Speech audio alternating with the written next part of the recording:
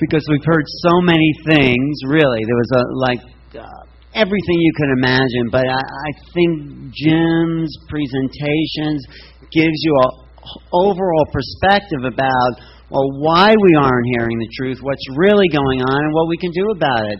So let's give Jim Mars a big hand. Yeah. All right. Thank you. All right. Okay. Is my mic on? We doing? Everybody here okay? Hello? I may have to use the handheld one.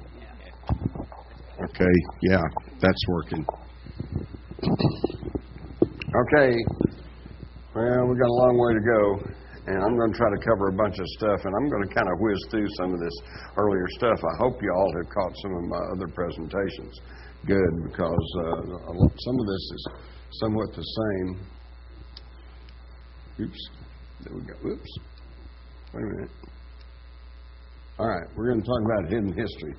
The secrets that connect the Bible, the Knights Templars, the Freemasons, Trilateral Commission, and 9/11. Whoa. Okay. All right.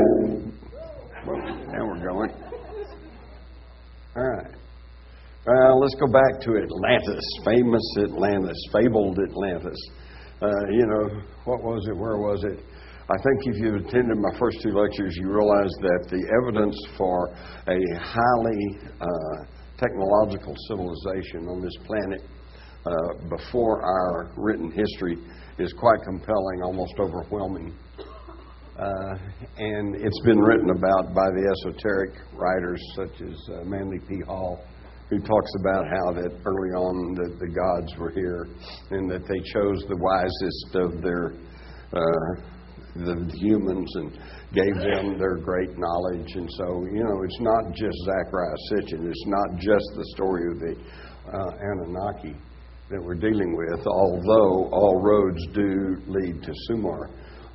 I know when I was growing up, and probably for most of you folks, we were always taught that ancient Egypt was the world's first great civilization, and I was somewhat nonplussed to find that, quite the contrary, ancient Egypt, with all its finery, was just a degraded version of the Sumerian civilization. And again, we have to go back to the earliest civilizations, and then you find that everything degraded. The Egyptian dynasties, the earliest ones, they had the best jewelry, the best architecture. They had the knowledge, and then it degenerated from there. They knew about the planets. In this stele, we find all the planets are listed and their proper proportion, and yet Neptune was not found until 1846, and Pluto, they didn't know about Pluto until 1930, and yet the Sumerians, all those many thousands of years ago, had them correctly positioned in the solar system. And we know more about the ancient Sumerians than we'll ever know about the ancient Egyptians or Romans, because the Sumerians wrote all of their documents down on clay tablets with a stylus, creating uniform writing, and then baked them. And there's like 500,000 of them still existing, and they're scattered all throughout museums around the world, but mostly buried in the basement. And only about 20% of them have been translated. And then now we get into people like that Zachariah Sitchin who are translating them, but it's not just him. There's a R.A. Boulay, there's a C.L. Turnage, my friend Michael Tellinger. I could go on. There's a whole list of people. The only real criticism of Sitchin, if you really stop and look at it, is not so much his translations. The translations are all pretty much the same. The difference is his interpretation, okay? And yet when you hear his interpretation and then line that up with the ancient astronaut theory that was kick-started by von Däniken all those years ago, it all begins to make more and more sense. In these tablets, on more than one occasion, they tell of the origin of human beings. And they say 432,000 years ago, the Anunnaki came. and they came through the Great Belt, which is probably the asteroid belt, and then they landed crashed down in the Persian Gulf, just like our early astronauts crashed down in the ocean. And they began to colonize, and they were here apparently after gold. Now, we all know gold is worth a lot, but apparently they had another reason for it, and that was to try to repair damage to their home world's atmosphere. Now, if that sounds silly to you, you might consider that Edward Teller, the grandfather of the hydrogen bomb, his solution for ozone holes was to put particles of gold or other heavy metals in the upper atmosphere to reflect ultraviolet rays and hold down what's come to be known as global warming. You don't hear about global warming much anymore because too much politics going on there.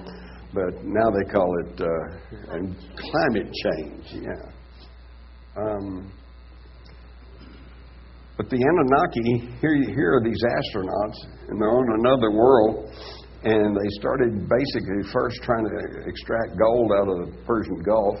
That's a slow, laborious, and inefficient process.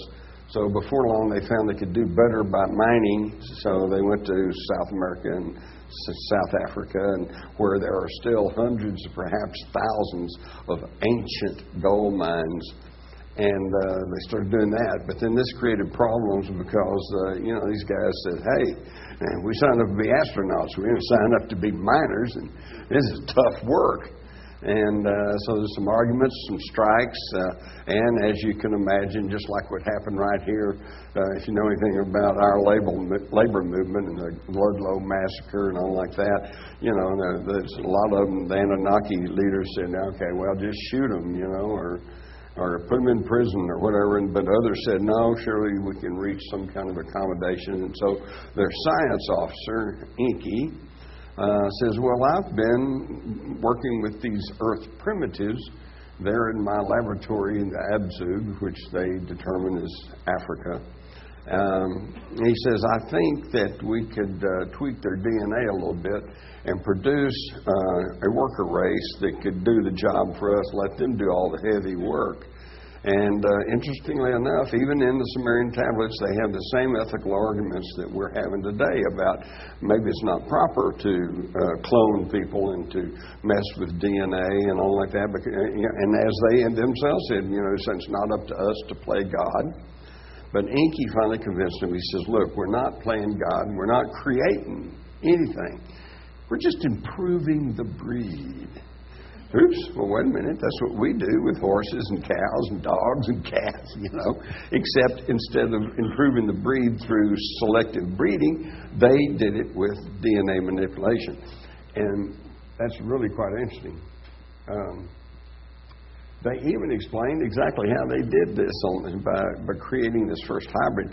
They took the sperm of an Anunnaki male, and then they impregnated the ovum of an Anunnaki female who carried it to term, and then they had to perform a cesarean section, and the Earthman was born that they call the Adam, or the Adama, interestingly enough.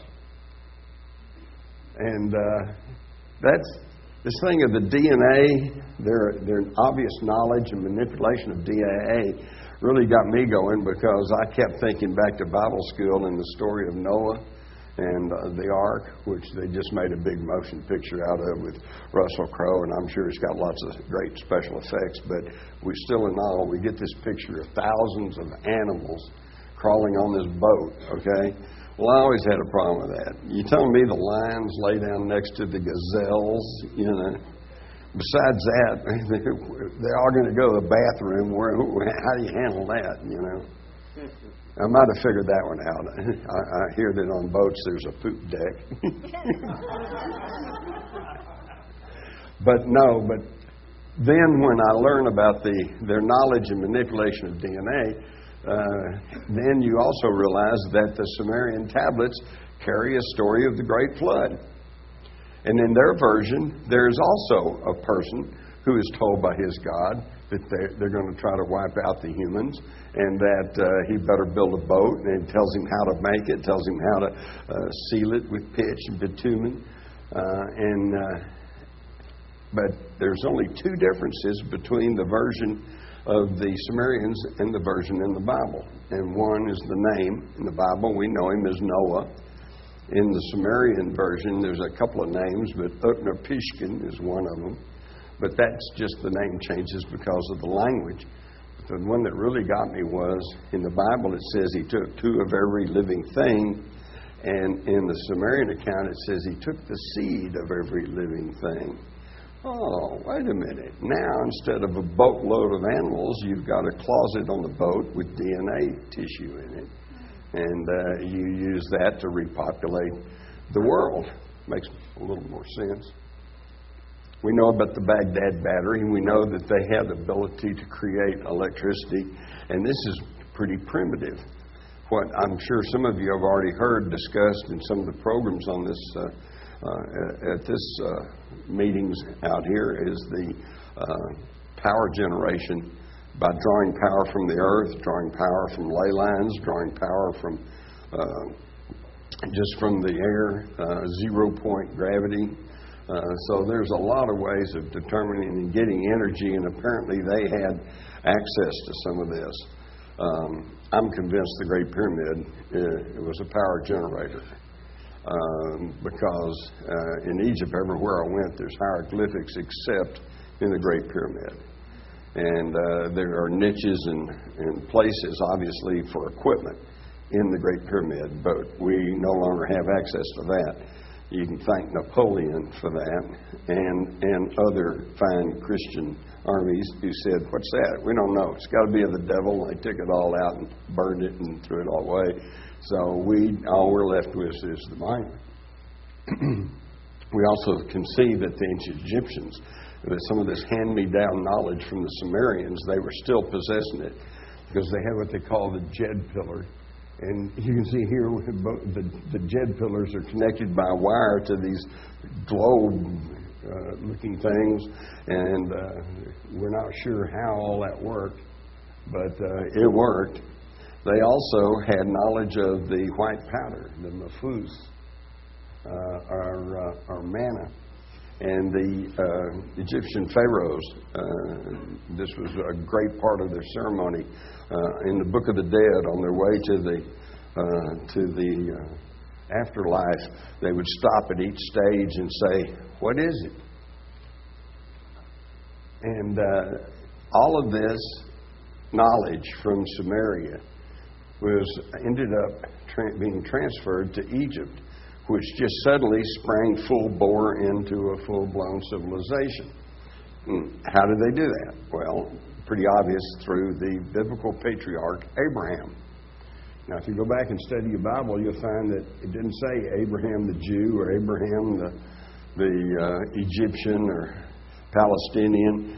It says he came from Ur of Chaldea. Well, Ur is one of the principal cities, and my little pointer's not working. It is. I can't see it. Anyway, down there at the bottom, near the Persian Gulf, you can see Ur, and it was named. And then the other Sumerian cities, Uruk and Erok, and these were named after Abraham's relatives. So Abraham was not Jewish. He was not a desert, nomad. He was a very well-to-do, well-positioned Sumerian. And he travels and goes to Egypt, and pretty quickly all that knowledge has been passed, and the whole Egyptian civilization comes into being. Now, this knowledge then resided in the Egyptian mystery school.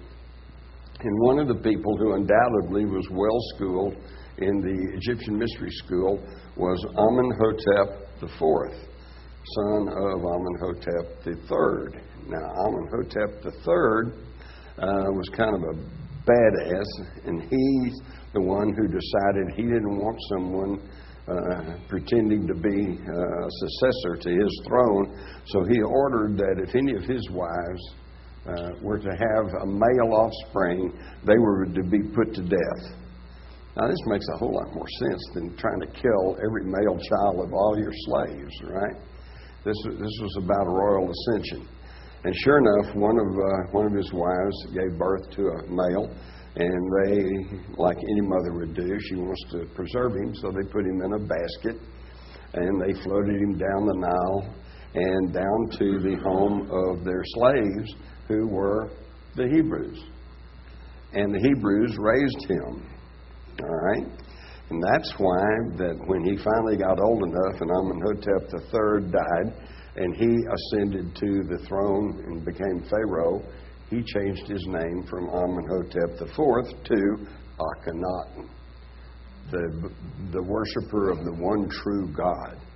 And how did he get on all that? Well, because he was raised by the Hebrews, who were already worshiping the monolithic God.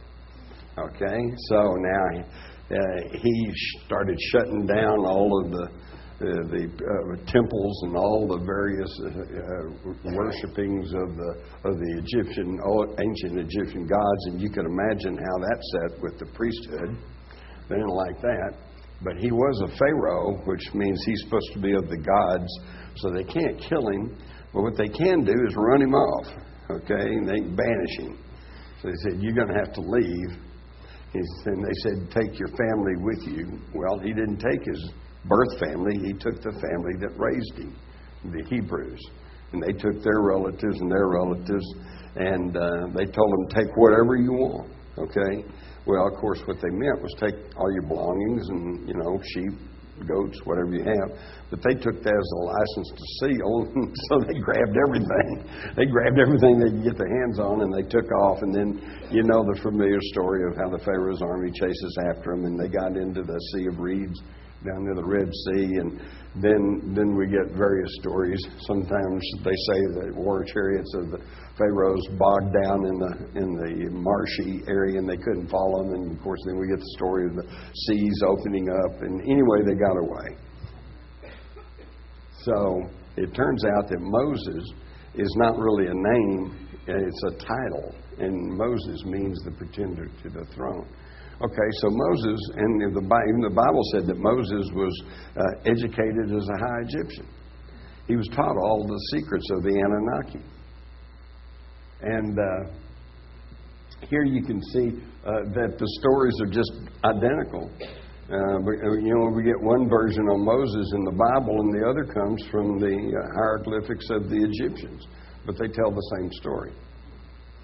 But so where did Moses, when they got into the Promised Land and they were traveling through the desert for 40 years, what kept them from starving to death? Well, they'd wake up in the morning and there'd be a white powder lying around on the ground. And they ask, what is it? And in ancient Hebrew, the term for what is it is manna. So they'd pick up this manna and they'd roll it into little cakes and they'd bake it and they'd eat it. And everybody got along and they survived quite well. Well, what is this manna? What is it? It's the white powder. It's the white powder, the mafus, the conical bread that the Egyptians were using and that Moses knew about because of his knowledge of these ancient technologies and secrets. And we now know that this white powder is what they call orbitally rearranged monatomic elements, single cell elements that can change through a smelting process. For one thing, when I was a kid back here, that was the atom that we were taught back about the time Disney was showing us Our Friend the Atom. This is what we know an atom looks like now, and it's really quite incredible and quite complicated. And the main thing about an atom is you've got your little nucleus, and then you got a few protons and neutrons rolling around. But for the most part, an atom is empty space. Now this gets pretty weird, but this is getting to the crux of the matter. The whole universe is simply atoms, neutrons and protons floating all around, but they bunch together and form something fairly solid. This solid table seems there, you don't want to bang your head on it, it'll hurt. And yet, scientifically, we know that this is just a bunch of excited atoms. And these atoms are mostly empty space. And I think this explains a lot of phenomena, people who are able to suddenly lift heavy weights or ghosts, how they move through walls because it's all mostly empty space. If you can allow your empty space with that empty space, you ought to be able to just slip on through. But that's pretty much out of the range of most of us. They are using this same type of monatomic gold in experimenting on the new fuel cell technology. And this is just a list of some of the scientific papers. You don't hear much about this because it's pretty obscure and it's pretty esoteric, and it probably would cause a lot of problems to some of the monopolies that certain groups and certain families have on energy, pharmaceuticals, etc. But these papers show quite clearly that this is again a means of manipulating energy. For example, in the monatomic gold, the atom tends to distort during this change from a solid to through a gaseous to this white powder, and it assumes a dumbbell shape. I found that real interesting because to me it looks really similar to the symbol for infinity. But the real clincher is that they found when they put this white powder in a weighing scale, the pan they put it in weighs 44% less than it did before you put the powder in it. So it has anti-gravitic properties. And so this is things that we need to be looking at about to power anti-gravity vehicles. And because the whole universe is energy, and if you think of the galaxies and how they all swirl, have you ever thought about what makes them swirl? Why do they turn? Okay? And so what we're finding is that with a swirling motion, you can get a lot of power. Just ask a tornado.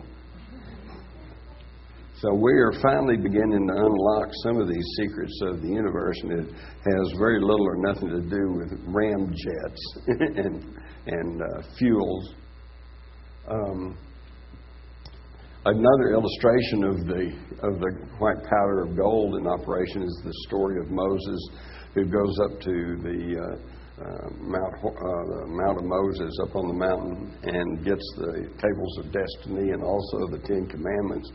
And then he comes down, he finds out the children of Israel have been taking their gold and making it into an idol because they knew there was something magical about it. They just didn't quite know what. And it made him mad, and he broke the Ten Commandments, had to go back to the mountain and say, Lord, I'm sorry, I broke the commandments. He said, can you give me some more? And God said, nope, sorry, only one to a customer. And so this is something else we don't realize, is that the Ten Commandments are copies of copies because he broke the original one. I just hope he remembered it all correctly.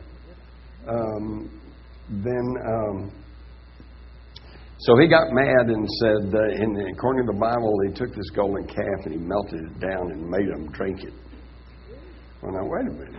If you melted gold and you make somebody drink it, that's going to kill them. But this didn't kill him. So obviously he did something else. What he did was use the smelting process and turned it into the manna. They made them consume the gold in the form of monatomic powder. And where did he get it? In 1904, the British archaeologist Sir William Petrie discovered what he described as a Egyptian temple on Mount Horeb in the Sinai, which is also known as the Mount of Moses. And when they were excavating there, they pulled up the flagstones, and underneath was a quantity of white powder. He says, what's this? Nobody knew. They didn't know what it was, so they just left it open, and wind blew it all away, and You know, so this is where they were making manna. Meanwhile, they were raiding and warring all through the wilderness. And after 40 years, they had collected a pretty good pile of wealth and treasure, not only gold and silver, but ancient text and scrolls and things telling them about it. So now we have the story of Solomon, who builds his temple there. And interestingly enough, the design of Solomon's temple is an exact copy of a Sumerian temple that had been built many thousands of years before. So this tells us that this knowledge and this technology is being passed along down through the generations. But unfortunately, it gets garbled as it goes along. Some of you may have played the old parlor game. Some of you may have played the old parlor game where you get a line of people and one of them whispers something, and then you turn and whisper to the one next to you. And by the time it gets down at the end of the line, it very often does not sound much like anything like what was originally stated. But up here we see also that the Solomon's temple, the actual worship place, was back at the back, and it was relatively small. The rest of it was this huge barn-like edifice, and that's just where they stored this huge treasure. So what happened to Solomon's treasure? Probably the greatest treasure in the history of the world. Not only gold, silver, precious stones, and true wealth, but also a wealth of ancient knowledge. Okay, well, in 66 AD, we have the Jewish revolt. They revolted against the Romans, and the Romans weren't going to take that, so they came back, and in 70 AD, they sacked Jerusalem. Well, you know, you got 66 and 70, you got 4 years there, so they knew the Romans would be coming back, and they knew that they would not be satisfied by just hiding the treasure, because then they'd look for it. So they took half the treasure, the best half, probably some of the best knowledge particularly, and they sealed it in the catacombs under what used to be Solomon's temple, and by then had become the palace of Herod the king. And sure enough, in 70 AD, when the Romans arrive and they sack Jerusalem and they take over the palace of Herod, and they go through there and they get half the treasure, say.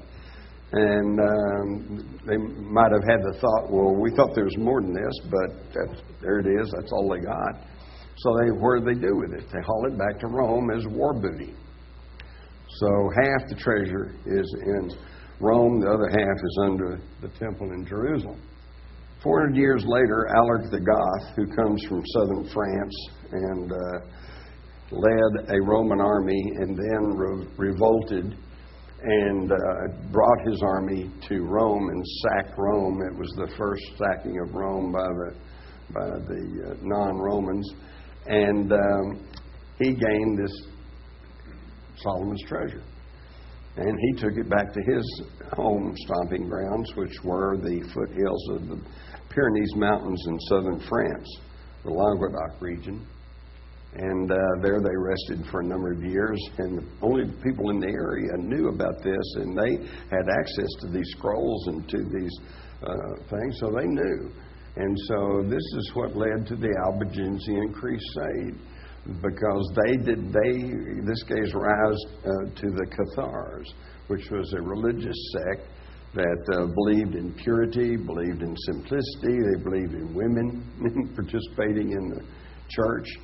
They didn't believe in edifices and artifacts. They worshipped out in the woods and in the clearings and everything.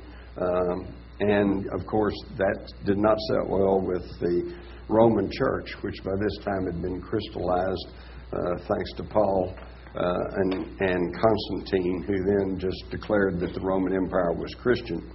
And so they sent the Albigensian Crusaders in there, and they massacred everyone they could find. This is where the line came from that the Pope's commander sent word back to Rome saying, well, everybody here looks alike, How do I know who's the Cathars and who's not? And the Pope very famously said, kill them all, let God sort them out, And we still are practicing that. I remember there was an officer in Vietnam who said essentially the same things. Kill them all, let God sort them out. So, but they didn't entirely wipe them out, because a lot of the Cathars simply took off their robes and blended in with the population, went right on. So over time, some of the families there, there was they had their big final stand at Monsignor, but there were surviving Cathar families like the Blanchefords and the St. Clairs and their relative St. Bernard, and they knew about the rest of the treasure over in Jerusalem. So over time, they fomented the First Crusade. We got to go bring freedom and democracy to the Middle East. Okay, but actually they were after the treasure. And in 1099, the Crusaders actually did conquer Jerusalem. And they immediately, the same families, the same people that started it all, set up a military order called the Poor Knights of the Temple. And the idea was they were going to guard the roadways to Jerusalem for the European missionaries and religious people making their treks. But they didn't really ever do that. They spent 9 years excavating under Solomon's temple or under Herod's palace, and they recovered the rest of Solomon's treasure. And they hauled it back to their home stomping grounds in southern France. Now, Solomon's treasure is reunited in the cave systems of the foothills of the Pyrenees. But because of the wealth they gathered, plus the knowledge, these poor Knights of the Temple, which became known as the Knights Templars, became very strong and wealthy and became a competitor to the Roman Church. And they did all kinds of ways, other than a lot of wealth, other than a lot of money. They were the first. They had their own sailing fleet, and they were the first to use magnetic compasses. In fact, something about the Templar fleet that just blew me away was we all know and love pirates. Arr, matey, avast. And but if you go back, you'll find that early on, the pirates, the people who flew the black skull and bones on a black flag, had letters of marque from England, which gave them permission, and they raided mostly French and Spanish ships. The black flag with the white skull and crossbones, it turns out, is the naval ensign of the Knights Templars. So they were carrying on the warfare between the church and it's amazing. And then, of course, later on, there were some freebooters who said, well, we run out of French and Spanish ships, let's raid an English ship. And that's, of course, where they became that's where we get the pirates. So Solomon's treasure is united again. Came from Jerusalem, ended up in the foothills of the Languedoc region. They also brought architecture to Europe. Before the Knights Templars, every building in Europe had just been a block house, with just stones, and that's it. Maybe a turret, and that was it. They came back and started building the Gothic cathedrals. That in Gothic, that name comes from the Greek gote, meaning magical. Because they suddenly had archways and flying buttresses and stuff people had never seen before, and it was magical to them. They also, at Chartres Cathedral, and I've been there, they have stained glass that is so luminescent that modern science doesn't really know how they were able to do that. And another thing that got me when I went to Chartres was I knew about the stained glass, and so I asked some of the curators, I said, where's the oldest stained glass? And they said, well, it's in the knee of the front. So I went up there, and sure enough, there's little round windows with all this beautiful stained glass in it. Well, I'm expecting to see pictures of Jesus on the cross or Mary on her donkey or, biblical scenes. No. It was a horoscope. It was Sagittarius and what am I trying to say here? A zodiac. Thank you. It was a zodiac. Okay? So, see, they were into this stuff. And this is just, you can see some of the stained glass and some of the archways. And you can see that they're carrying on the knowledge between, here's ancient Egyptian and then here's European. This over here was in an Egyptian temple and the other's in a Hebrew temple. So it's all the same stuff. All the same stuff. And then we find that all through the Middle Ages we have the alchemists. And what were the alchemists doing? Well, you know, popularly we know they were trying to turn lead into gold. But actually they knew that gold had some kind of magical property, and they were trying to figure out how to do this and how to make the white powder. And in fact, one of the alchemists, Arrhenius Valenius, said, our stone is nothing but gold digested to the highest degree of purity and subtle fixation, a very fine powder. So the philosopher's stone was a white powder. This is the white powder of gold. And this became known to a village priest named Sunier at Rennes-le-Château, a little hilltop village in southern France in the Pyrenees. And he suddenly became very rich and was hobnobbing with the Habsburgs and some of the other royal leaders of Europe. And because of something he had learned, and we don't quite know what it was, it's a big mystery. If you ever read Holy Blood, Holy Grail, that's what they're talking about.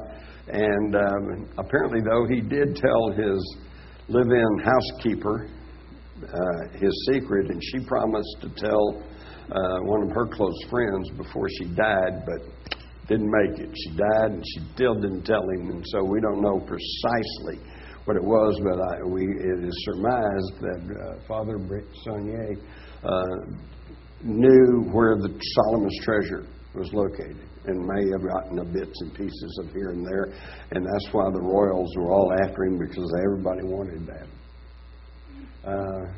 You can see that the Masonic, here's Rennes-le-Château, and here's a diagram of Washington, D.C. It's all done by the Masons. The Masons are the offshoots of the Knights Templars, because the Knights Templars became the rivals of the Vatican, and they moved against them in 1311, I believe, on a Friday, which is Friday the 13th. That's where we get that boogaboo. And so by then, the Templars had broken into two main groups. They had speculative Freemasonry and operative Freemasonry, because at the time, early on in the Knights Templar, when they realized they were going to have a problem with the Vatican, they began to form stonemason guilds. I mean, the reason for that is that stonemason guilds, these were the masons that would go around from town to town and build the cathedrals in the cities of Europe. And as such, they were among the only group that was able to freely travel around Europe during the Middle Ages. And so this was their way of having a communication information system. So they formed these stonemason guilds, and then it broke into operative and speculative. Well, operative, these were the guys that were real stonemasons and actually built things. And then speculative were people like us that wanted to join and wanted to learn some of the secrets and wanted to be a member, but were not actually hands-on masons. So they built Washington. They helped build the United States. And, just briefly here, you might have seen the Dan Brown thing, his famous book and the movie. The Da Vinci Code. And they're talking about, in the famous picture of Jesus' Last Supper, you can see there's a distinctive V shape there that separates him from the figure to his right. And if you go and look at all the other figures, they've all got beards and they're pretty husky looking. And this one, who they try to say is John, but this is actually Mary Magdalene, his wife. And in France today, that's just is like, oh yeah, we all know that. Because while I was at Rennes-le-Château, I'm looking out and I see there's a very obvious cave over here across the valley. And this professor that I was with from Belgium says, oh, yeah, that's the cave of Mary Magdalene. I said, oh, they named it after her? And he said, no, that's where she lived. All right, because according to their story, after the crucifixion, Mary Magdalene, Jesus' wife, and his children fled and landed in southern France, and that's where they lived, and that's where you get into a whole thing about that they blended with and intermarried in the bloodlines there and created the Merovingians, the would-be kings, the poet kings of Europe.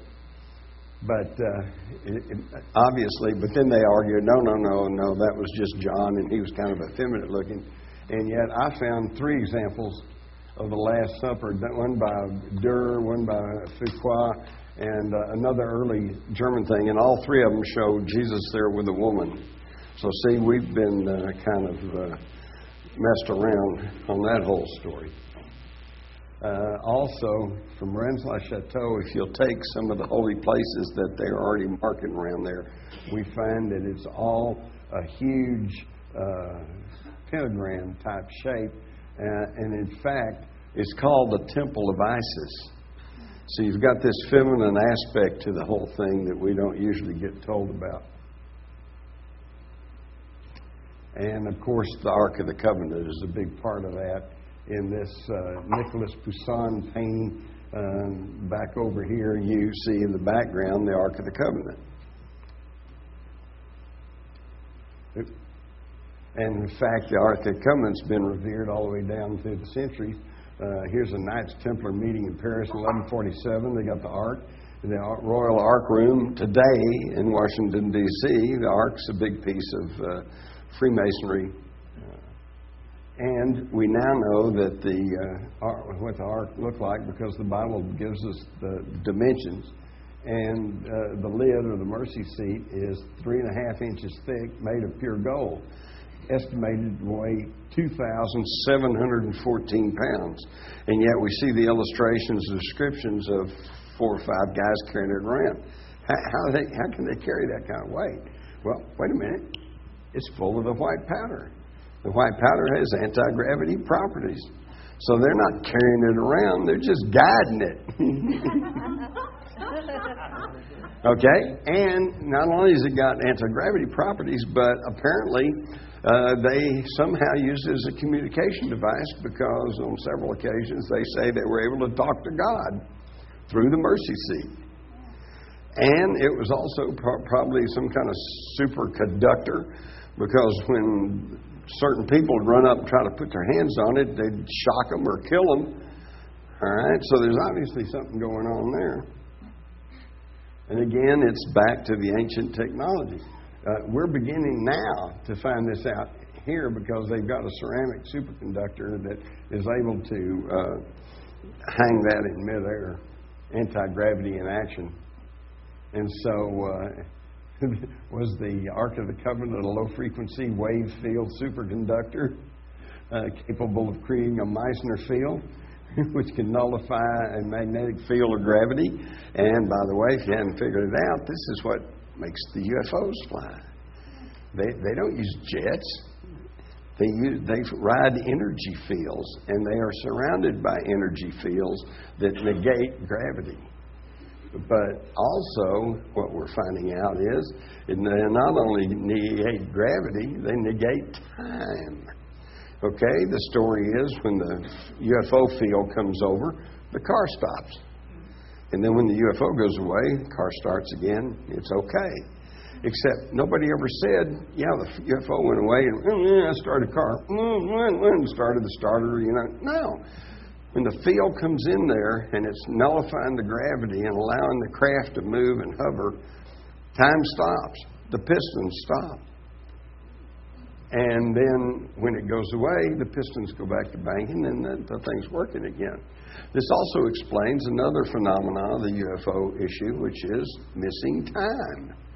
Guy says, I saw a UFO at 6 o'clock, and then I rushed home, but I didn't get home till 7 o'clock, but I only lived 5 minutes away. What happened to the time? Well, he's in the energy field. Time stands still for him. As I say, in 1307, the Knights Templars are then attacked, and this has all been one big movement to try to, from the Vatican Church, to try to stop the spread of information.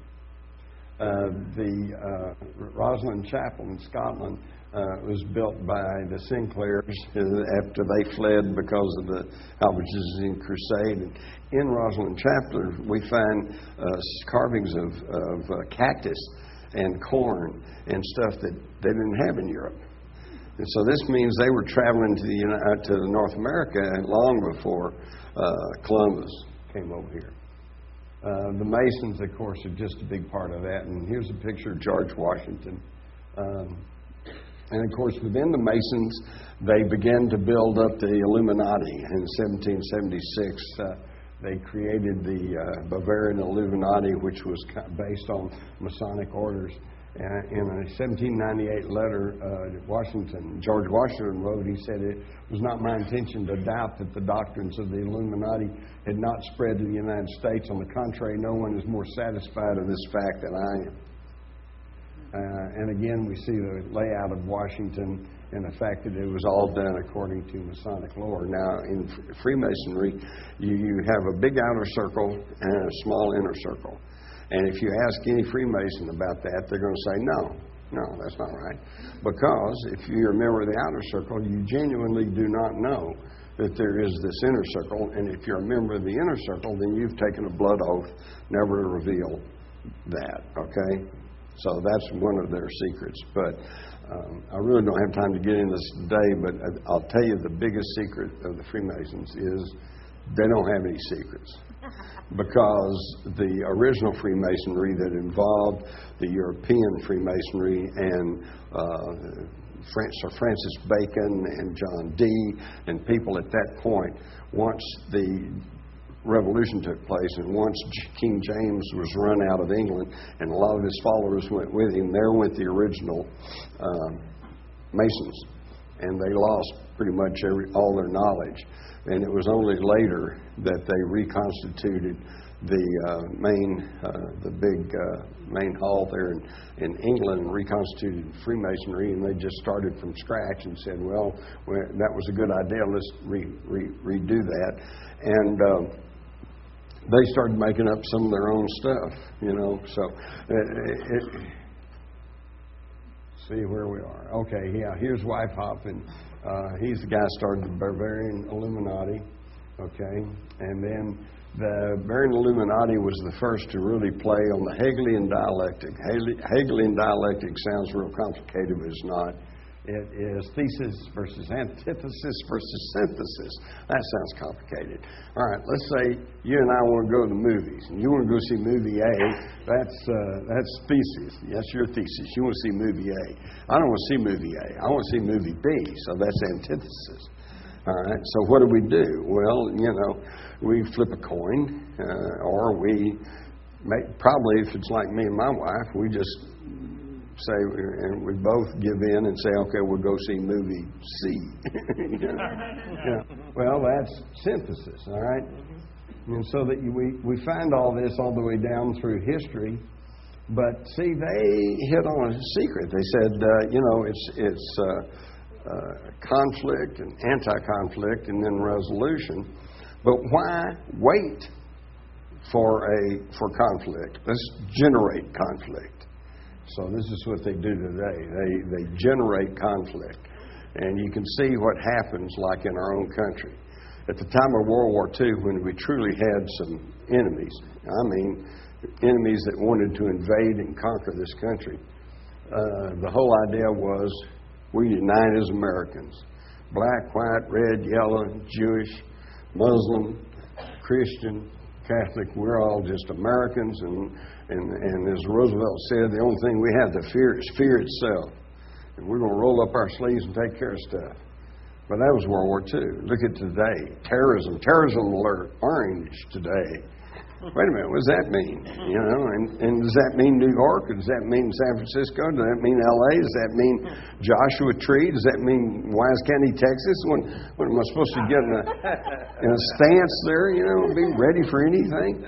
And so they got everybody fearful, and then it's all divided. You know, man versus woman, black versus white, poor versus rich, homosexual versus heterosexual, and man, anything, just anything to divide everybody. See, because what's the oldest trick in the book? Divide and conquer. Now, we even find that they got the American Revolution took place and actually worked, so the French got upset. They wanted to do the same thing, and it's been pretty well acknowledged that the French Revolution was inspired by the Masons.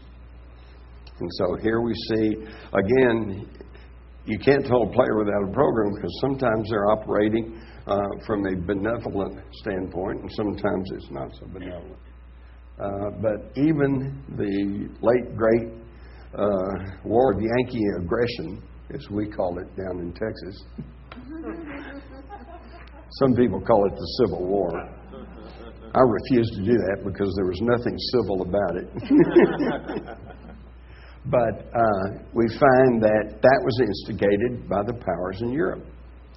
The Rothschilds sent a guy, one of their employees, Dr. George Bickley, and he created the Knights of the Golden Circle based on Freemasonry, and he began to stir up all the problems there between the North and the South, trying to create a slave-owning empire that stretched all the way through the American South, through the Caribbean, in through Mexico, and into Southern America.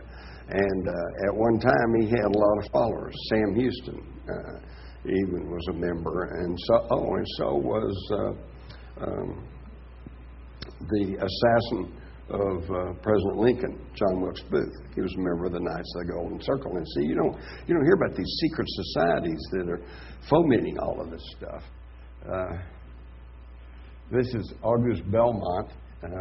You've probably heard of the Belmont Raceway. He was a big horse fancier, but he also was an employee of the Rothschilds.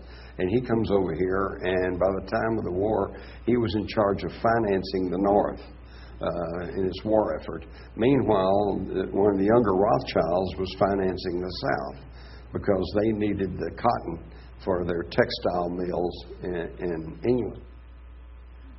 Even the German Chancellor, Otto von Bismarck, he laid it out. He said, the division of the United States into federations of equal force was decided long before the Civil War by the high financial powers of Europe. The voice of the Rothschilds prevailed. They sent their emissaries into the field to exploit the question of slavery and to open an abyss between the two sections of the Union. So the plan was, if you stop and think about it, go back and look at the big perception, Britain and France had always fought over who was going to control North America. But the British had kind of come out on top, and then when they bought up the Louisiana Purchase, they pretty well bought up France's interest, and then all of it was pretty much Britain, okay? But then the colonists revolted and threw out the British, and so they wanted it back. France wanted it back. Spain wanted their cut of it, okay? But how are you going to do that with the United States here? So the idea was, we're going to pitch the North against the South. They'll bleed each other dry. The British Army is in Canada. And where was the French Army? Mexico, under Maximilian. So they bleed both sides dry, and then they move in and conquer North America.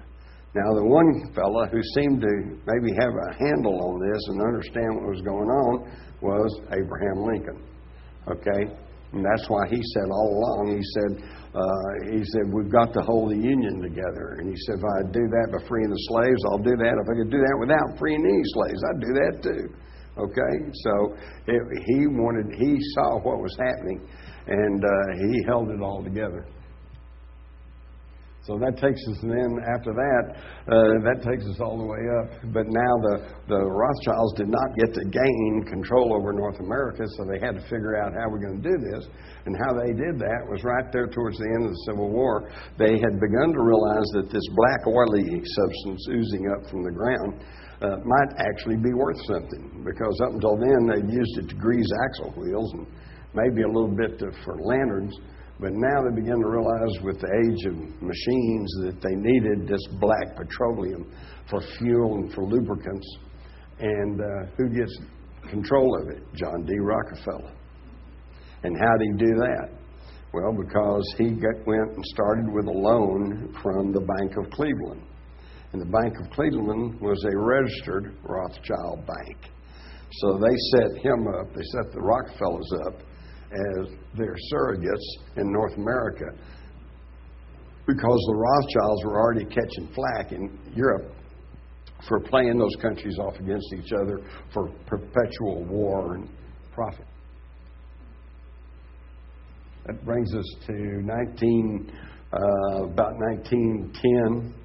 They had a meeting at Jekyll Island off the coast of Georgia of most of the big bankers here, and coming over and joining in was Paul Warburg, a member of the Warburg family, close relatives to the Rothschilds, and those families had been together for several centuries. And he comes over, and the first thing you know, he is the chairman of the first Federal Reserve System. And he's telling them all about how the German banking system works, and this is how you do it here. Now, they originally they had fomented some booms and busts, and everybody was mad at the bankers. So they came up with a big banking bill, and they were going to say, this is how it's going to work. But everybody said, no, it's the bankers, and look what they've already done to us. We're not going to go for that. So, in their own words, they had a conspiracy, and they came up with the idea of a Federal Reserve System. And whatever you do, don't call it a central bank. Now, I don't know about some of you older folks. If you think back, when we were kids and young folks growing up, you never heard them refer to the central bank. It was always just the Fed or the Federal Reserve System. But now, so much time's gone by, nobody understands this stuff. So now they just tell us, the central bank today upped interest rates or whatever. So now it's all out of the closet, so to speak. Okay? So they came and got the European Rothschild-type banking system in place in this country, and then rammed it through on December the 23rd or 24th, 1913, while most of Congress is out of session. And that's where we get the Federal Reserve System. Interestingly enough, Paul Warburg's brother, Max, was also head of the German Central Bank and mixed up with German intelligence. In fact, was one of the people who helped sneak Lenin through wartime Germany and into Russia to foment the Russian Revolution and take it communist and pull Russia out of World War I. He also was a founder of the I.G. Farben Chemical Combine, the biggest, deadliest chemical company ever, and all of the modern pharmaceutical companies all in one way or another tie back to I.G. Farben, either because they were part of it or because they have licenses and patents and agreements. He also was a member of the Hamburg America Steamship Line along with Prescott Bush. And during World War II, this was the line that they brought in Nazi money and Nazi saboteurs. And in fact, Prescott Bush was actually prosecuted in November of 1942 for being nothing but a financial frontman for Hitler and the Nazis. You didn't hear much about that because they just fined him a few $1 million, which was pocket change to him. They did run him out of Connecticut. He had to come to Texas, buy his way in. That's why I've always been griped about the Bushes. Everybody thinks they're Texas oil men. No, they're Yankee carpetbaggers, okay? And, but here's an interesting point, especially, any of y'all been in the military? Good, okay. In the summer of 1942, when Prescott, bound to have known that they were investigating him, he was about to get in trouble for his dealings with the Nazis, what does he do? He forms the United Service Organization, the USO. And if you know anything, USO is so beloved by military people. I know when I was in the Army, man, I loved the USO. And if y'all ever watch any of those old World War II movies out of Hollywood, you know, USO Canteen, you know, it's where you get a little taste of home. You get some pretty girl with a donut, you know. It's great. Everybody loved the USO. What a propaganda disaster. In the middle of World War II, how could they have said that the guy that founded the USO is a Nazi supporter, you know? Couldn't do it. So he might have been a bad guy, but he wasn't stupid. And then, so in World War I, we got two brothers, bankers on both sides, running both sides of the war. And that goes right on. The money that went from the United States to Russia at the time of the Russian Revolution, according to President Woodrow Wilson, the bulk of that money went to the communists, went to the Bolsheviks, not to the white Russians, not to the Kerensky government. So in other words, the bankers created communism in Russia. Here's an old cartoon from 1911. The St. Louis Post-Dispatch shows Lenin shaking hands with, Karl Marx, shaking hands with J.P. Morgan and Perkins, Teddy Roosevelt and John Ryan, John D. Rockefeller. See, they're all in there, and they created communism. But they got out of hand. They created a Frankenstein monster. Now, when Lenin was in charge, he even griped that he wasn't in charge. I think, what was his line? His line was, the driver turns the wheel one way, but it goes another way, or something.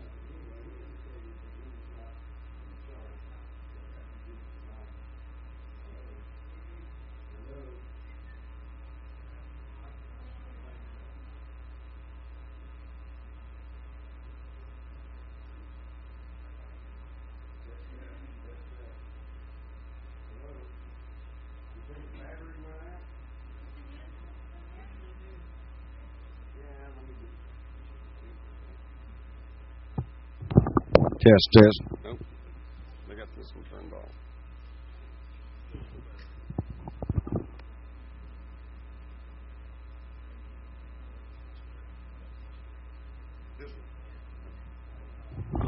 All right, that's all right. Test. Turn me on. Now, there's so much going here. I got to get going. We're never going to get to the good stuff. Test. Okay, let's go. All right. So they created communism in Russia, but when Stalin took over, he was a dictator. They kind of lost control.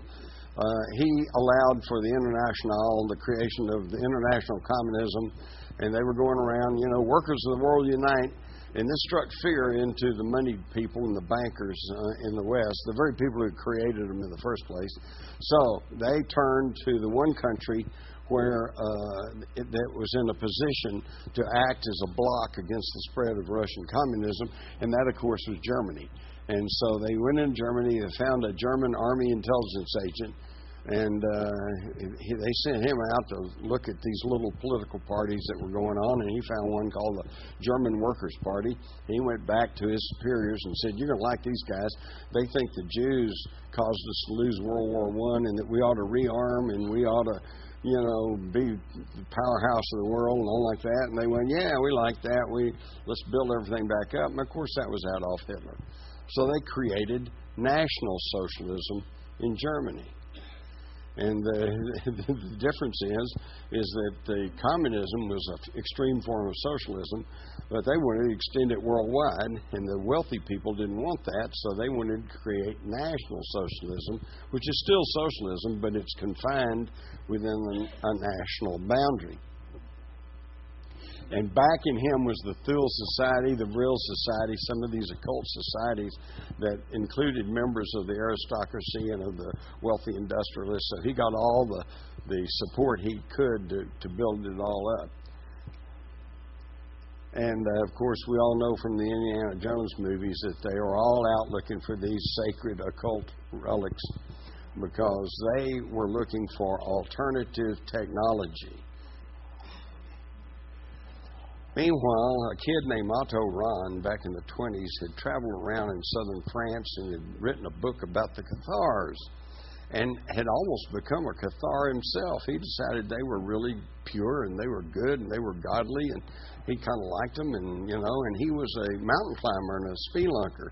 And he came to the attention of so he was writing about the Cathars and about the Albigensian Crusade and about Solomon's treasure. So who globs onto him but Heinrich Himmler, head of the SS. And in 1936, they made Ron a member of the SS. But then by February of 1939, he resigned from the SS. Apparently, he decided these Nazis were not the guys he really wanted to be mixed up with. And a month later, he was reported died in a snowstorm or hiking. This guy had done it his entire life. But they probably had gotten the information from him, because in 1943, southern France was Vichy France, supposedly independent, but actually just a satellite of the Nazis, and the Germans actually occupied northern France. And then in the fall of 43, Italy revolted, and they grabbed Mussolini and they put him under arrest in a mountaintop hotel, and were going to join the Allies.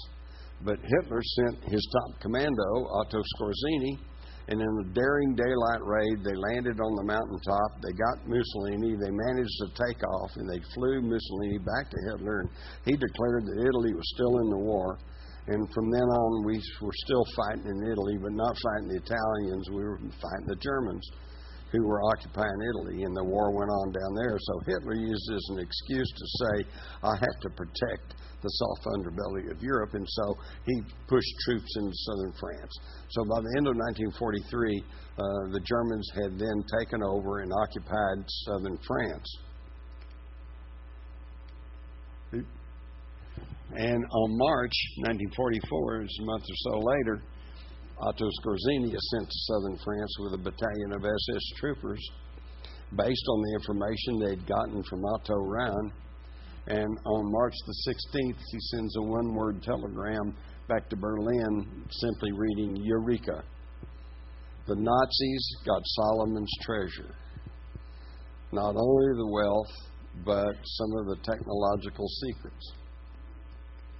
And there are stories of sealed railroad cars and pack trains coming out of the foothills, hauling all this back to Germany. Some of it was put in the tunnels under Berchtesgaden, some of it spread out, and some of it sent overseas. We don't know what happened to it all. This gives you some indication, though. These are bags of gold that the Allies uncovered there at Merkers at the end of the war, 1945, and that's just one catch that they found. So this is a drop in the bucket. So that gives you some idea of the wealth and power that the Nazis were able to take out after the war. And so what most people don't realize is that we defeated the German military in World War II, but we never defeated the Nazis. There was nobody representing the Nazi party at the surrender, and in fact they didn't surrender. We just forced them to move. And they went to Egypt, they went to Argentina, and thousands of them came over here under Operation Paperclip, which was run by John J. McCloyd, a banker who, as head of National City Bank, which is now Citicorp, in the 30s was the largest lender of money to Hitler and the Nazis.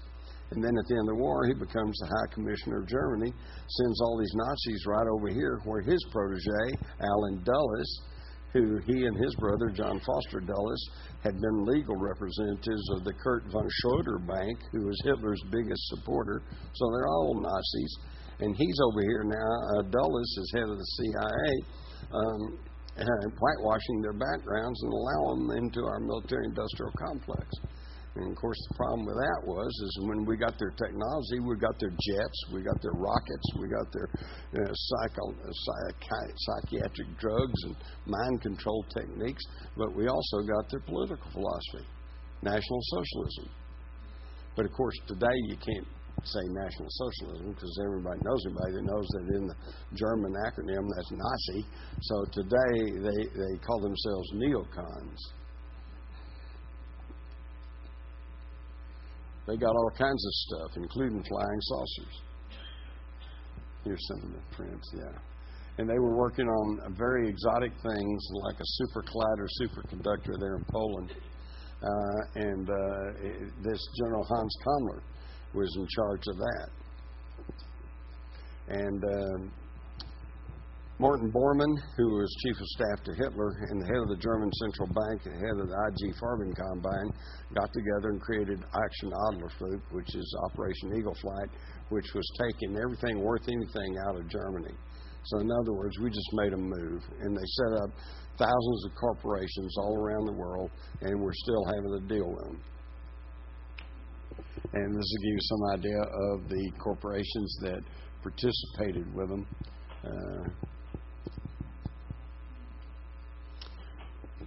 But let's hurry on.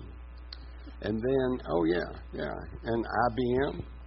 IBM had an office in Berlin, but when the war started, they very patriotically shut that down. But they didn't shut down their office in Warsaw.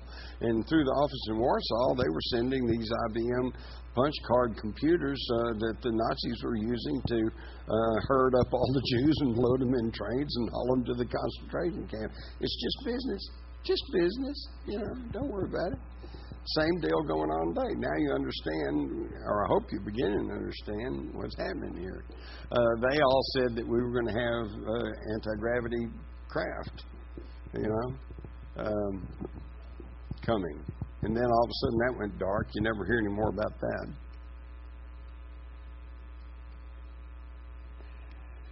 I don't know what that is. Anyway, we tried to build our own flying saucers. Couldn't quite work. And then, of course, in June of 1947, we have Kenneth Arnold, who said he saw this craft near Mount Rainier, and they were skimming along like saucers being tossed across the water. So he wasn't even talking about what they looked like. He was talking about their flying ability, but that gave rise to flying saucers.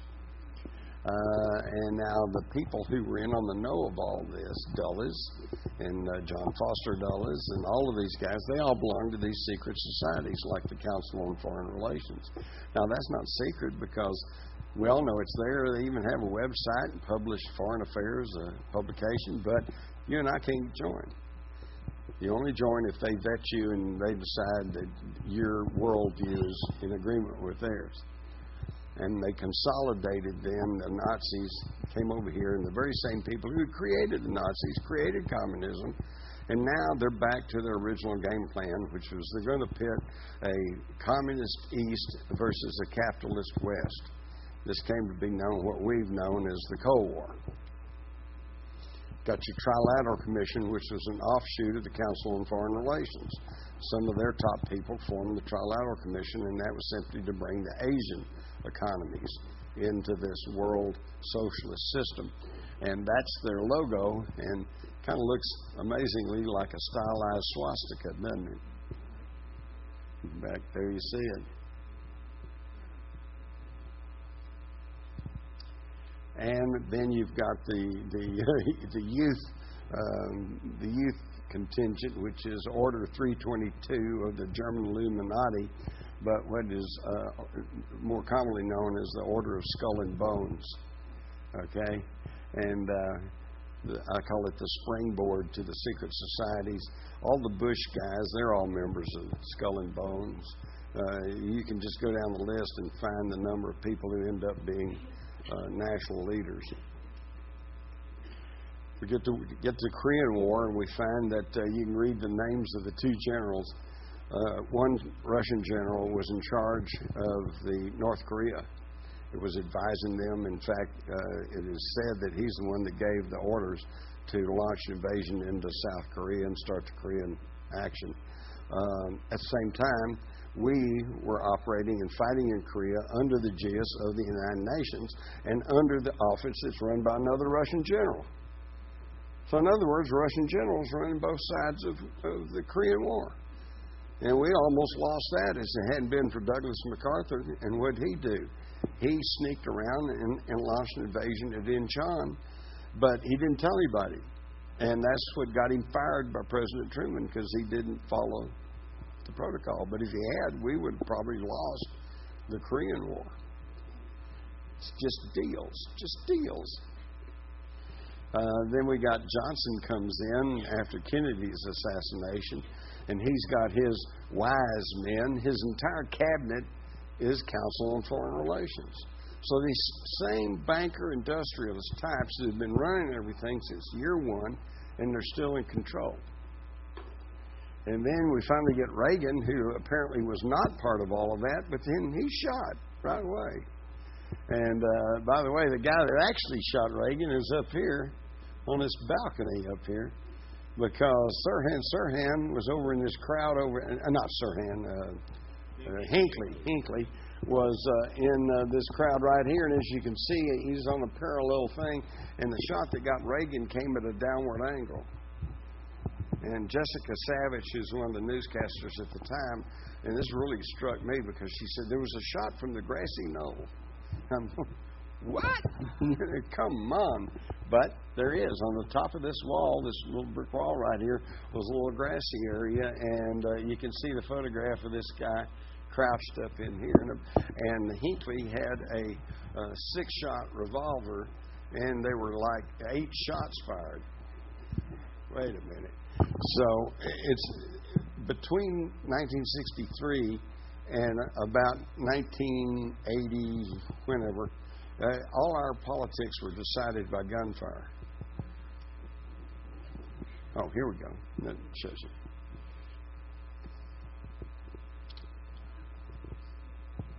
And then it started getting a little bit too obvious, so they've backed off now. They don't need to worry about this now, because now they've got computer voting. Now, this is true. In 1979, getting towards the end, getting late in 79, getting ready to go into the election year of 1980, and everybody was griping about Jimmy Carter, saying that he couldn't make up his mind, he wouldn't do anything, he was a do-nothing president.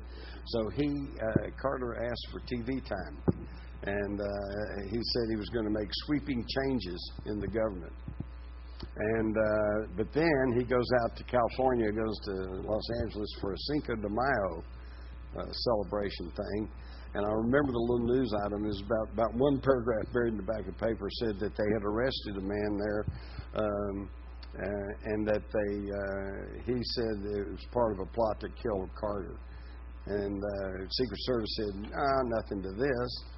But a week later, there's another little thing that said they had arrested another guy, and said it was part of this plot to kill Carter, but nothing to it, folks.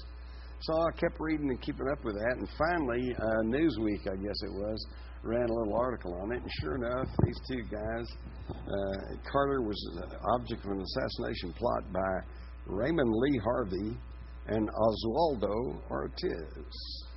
So Lee Harvey and Oswaldo were going to kill Carter in 1979, and Carter went into seclusion at Fort David, canceled his TV program, never did anything to try to have his sweeping changes in the government, and of course handily got defeated by Ronald Reagan.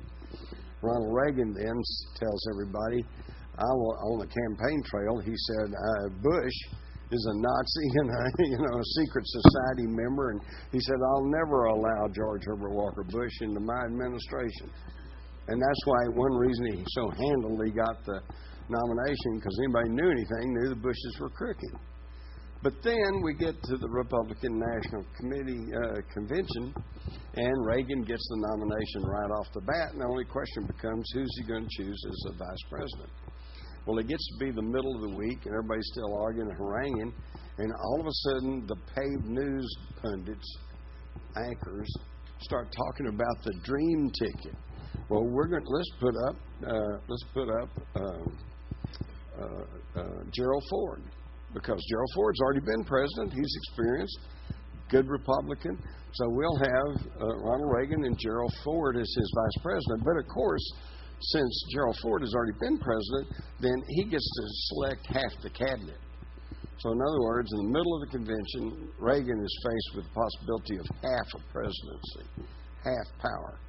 So on a Wednesday night, he goes rushing into the floor of the Republican National Convention and says, I want to clear up all of this theorizing and everything. He says, I choose George Bush. So they got George Herbert Walker Bush as his vice president, and less than 2 months later, he's shot, and George Herbert Walker Bush is actually running the country. Now, you all may or may not remember the Iran-Contra scandal, which is where they were trying to get a war going in Central America. All right. Now, right after Reagan gets elected in November of 1980, and there was only one person, probably, because Dr. King was dead, there's only one person probably that could have been an immediate lightning rod for an anti-war movement. And they wanted to get a war going in Central America. So they got to do something about this guy. They've been trying to deport him for years, and they couldn't quite get it done. So, you know who I'm talking about? John Lennon. So less than a month after Reagan's elected, John Lennon's shot down in front of his hotel or his room there in New York, and by a guy who just stands there, you know, Mark David Chapman, and you know, who had just gone out that morning and bought a few copies of Catcher in the Rye, which was, if you've ever seen the movies, the Manchurian Candidate, then you know this is his trigger. Okay. Same thing with Sirhan Sirhan, a prison psychiatrist who worked with Sirhan, who still says he can't remember what happened in the Ambassador Hotel. And the psychiatrist said he's got hypnotic blocks. So they've gotten more sophisticated. Oswald was just a schnook who was a patsy, as he himself said. Well, we're getting ahead of ourselves. Let's go. So Oswald and Lee Harvey stopped Carter. Who knows? I tried to find out.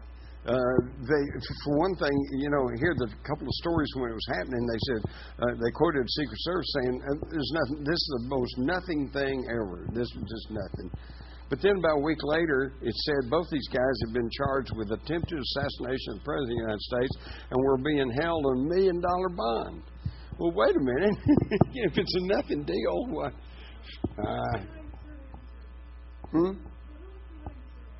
Same bunch. Right. Okay, so now we get to the Persian Gulf War, and Bush draws his line in the sand, but he just happens to draw it right there just before you get to his own oil property. And it's all a deal.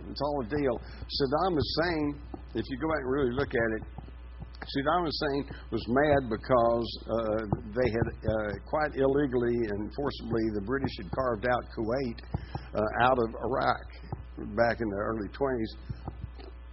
And he claimed that they were slant drilling into his oil reserves, stealing his oil. So he finally has a meeting with the U.S. Ambassador, April Glaspie, first time he ever met with her, and basically says, what are you going to do if I regain the original boundaries of Iraq, which, you know, means what if he takes Kuwait?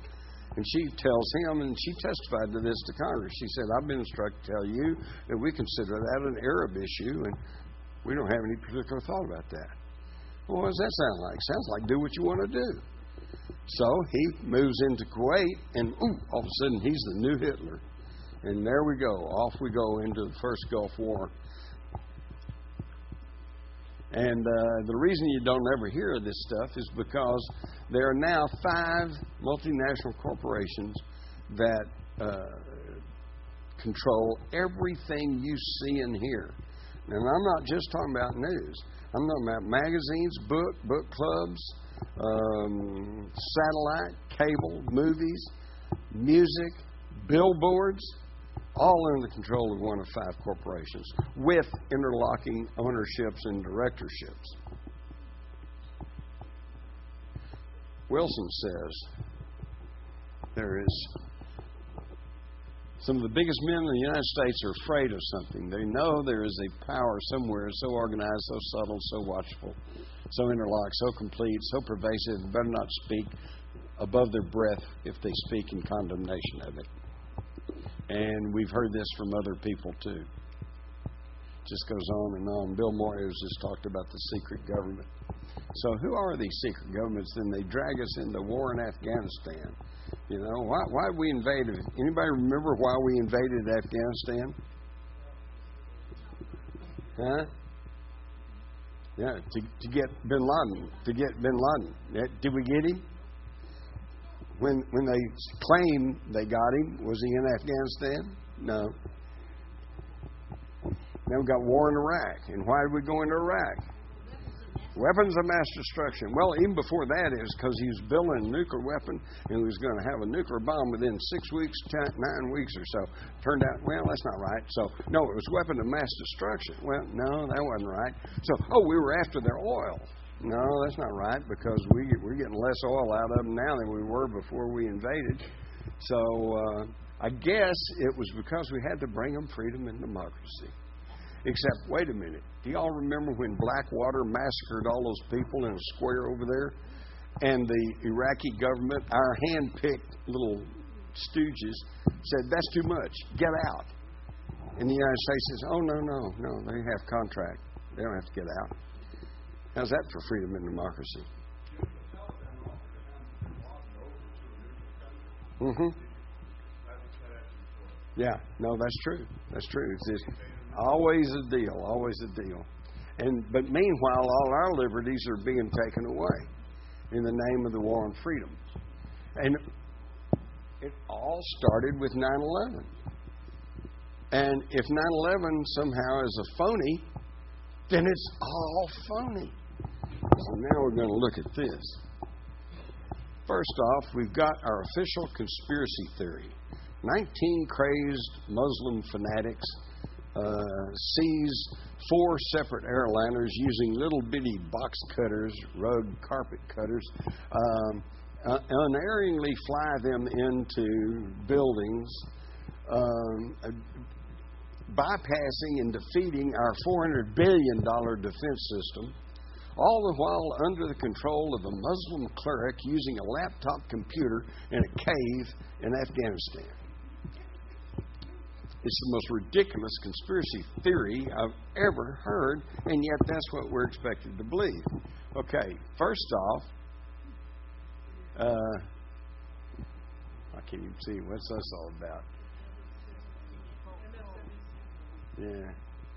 Yeah. 2000s, even up to 2006, 60% said the government's involved. But let me go back. 9 of these hijackers that they've named turned up alive in the Middle East. They're not even the ones that we've been told about. And how do we know who they were anyway? They say all the planes were destroyed, everything was totally gone. Of course, they did find a paper passport lying in the street in New York and said it belonged to one of the hijackers. How fortuitous. Oh, here we go. These 7 hijackers, they all turned up alive. And this was reported in the European media. And some of them, like, were in Saudi Arabia, and the Saudi Arabian foreign minister says, here he is, he didn't do this. And yet to this very day, the FBI has not changed the names of the hijackers that they told us. All right? But now, Abu is going to give us an idea of what really happened. Abu Zabidah was one of the highest-ranking al-Qaeda chiefs, and he was caught in Pakistan in mid-2002. Ari Fleischer at that time was the press secretary for the White House, made a big deal about it. Said, we've caught one of the top al-Qaeda guys, and we're going to make him talk. Well, he was one of the first ones to get tortured and waterboarded, but he wouldn't talk. He was tough. But then they pulled a trick on him. They got 3 Arab Americans and dressed them up like Saudis, and they took old Abu and they took him and said, we're taking you to a Saudi interrogation center, thinking that he'd be all afraid because, you know, the good old Americans, we try to play fair, but boy, those Saudis, they'll do anything. And so they took him, blindfolded him, flew him around a little bit and landed, and then took him in this facility that looked like a Saudi interrogation center and brought these 3 guys in on him. And instead of being fearful, he was relieved. Oh, good, I'm glad you guys are here. You know, and he started opening up and talking, and he said that he was secretly working for 3 Saudi princes, and that their cutout was an Air Marshal Mir of Pakistan that was passing the money and the orders back and forth. Now, who's the closest friends of the Saudis? The Bushes. They were in business with them. They were in business with the Bin Laden family. And they were in business with these princes. Now, once that story leaked out, all three of the princes and Air Marshal Mir suddenly turned up dead. Oh, they killed in a car crash. Oh, no. Plane went down. Oh, no. The one I liked was one of these Saudi princes. Now, here's an Arab, a prince in Saudi Arabia, and they said he died of dehydration. What, they don't know how to watch their water supply? Come on. So, it's almost humorous if it wasn't so serious, because they just play us for fools. And we don't know any better because we don't have a media. We don't have an honest media anymore. Okay, so now we get to the actual attacks on New York. And here on your right, I want you to notice those 47 steel columns going up through the middle of that World Trade Center. And you tell me an airplane, which is basically a flying beer can, because it's just a frame with light aluminum around it, weights everything on an airplane, and you tell me it's going to crash through those columns? And yet, see over here to the left, you see how the government plays with us. They showing this collapse, and they show, well, it starts a fire, and that hits, and then that pancakes down to the next one, and which pancakes down to the next one. But they're not showing you an entire floor. What they've diagrammed here is simply from here to here. None of this is taking into account all of these girders and supports. You notice the explosive nature of the whole thing there, and you notice if you can go back and start looking at some of the pictures, you see what they call these squibs. See here and here. This is stuff blowing out below the floors that are collapsing. Now, if the building collapses and it's got all this structural steel in there, it's going to hesitate. Yeah, it might go down, but it's going to hesitate a little bit. All those buildings, including Building 7, just went because obviously all the supports had been knocked out. Also, if you've got a 110-story steel and glass and concrete building and it collapses down, it's been estimated you should have a debris pile of about 10 stories. This is what we have. This was taken right after it all fell. There's no more than 2 stories there. Where did it all go? Where'd the toilets go? Where'd the metal filing cabinets go? And in the midst of all that, we see Building 7, the Solomon Brothers building, standing right here, seemingly untouched. But it did have some debris flying around, caused a few little fires. But they apparently didn't think it was that bad because they pulled the firemen out at 10:30 that morning. Oh, they pulled the firemen out at 10:30 that morning, and then that afternoon it just went down. After firemen were seen running up the street going, "The building's coming down, the building's coming down." Mm-hmm. But that's right. In Building 7 was a fortified emergency response center, which Giuliani did not even bother going to. And the thing about Giuliani that really sticks with me, because I saw this that was happening, he was on Verzi Street in a makeshift command center, and they interviewed him as he's running down the street, and he's got dust and everything all over. And they said, yeah, we were in the command center, and a young man ran in and said, the building's coming down, and we were evacuating when the tower came down. Well, wait a minute.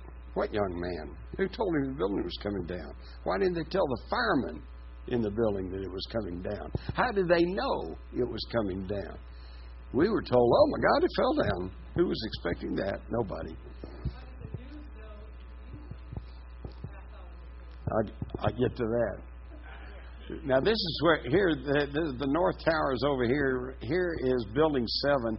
And notice how that it just collapsed right down into its own little footprint, did not damage the Verizon building or the U.S. Post Office to either side of it. That is a building demolition. And you notice how the sides are caved in? That's an implosion. Okay? So no planes hit it, only small fires, totally collapsed at 525. Happened to house the offices of the Security and Exchange Commission, which later said, gee, we lost all those prosecution records for World.com and Enron. Oh, terrible, terrible. And, let's get on through some of this because you can go on and on. Here is the Windsor Hotel in Spain. It caught fire, burned out of control for 2 days. Out of control for 2 whole days. It didn't fall down. Steel structured buildings do not collapse on their own and because of fire.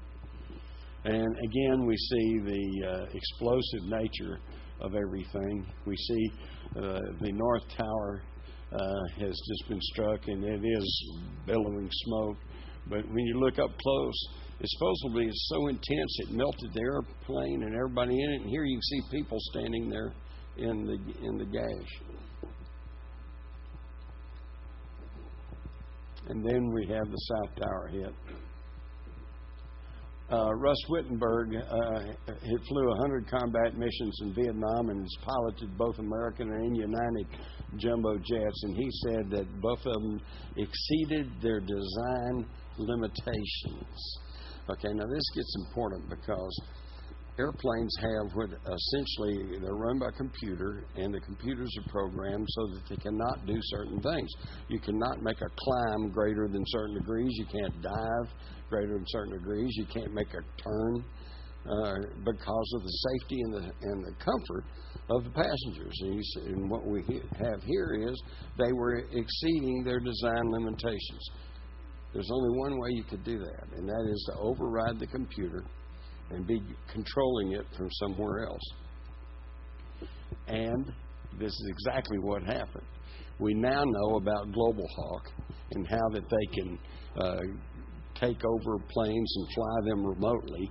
In fact, in the summer of 2001, a Boeing 737 took off from Andrews Air Force Base, and not Andrews, what's the one out here in California?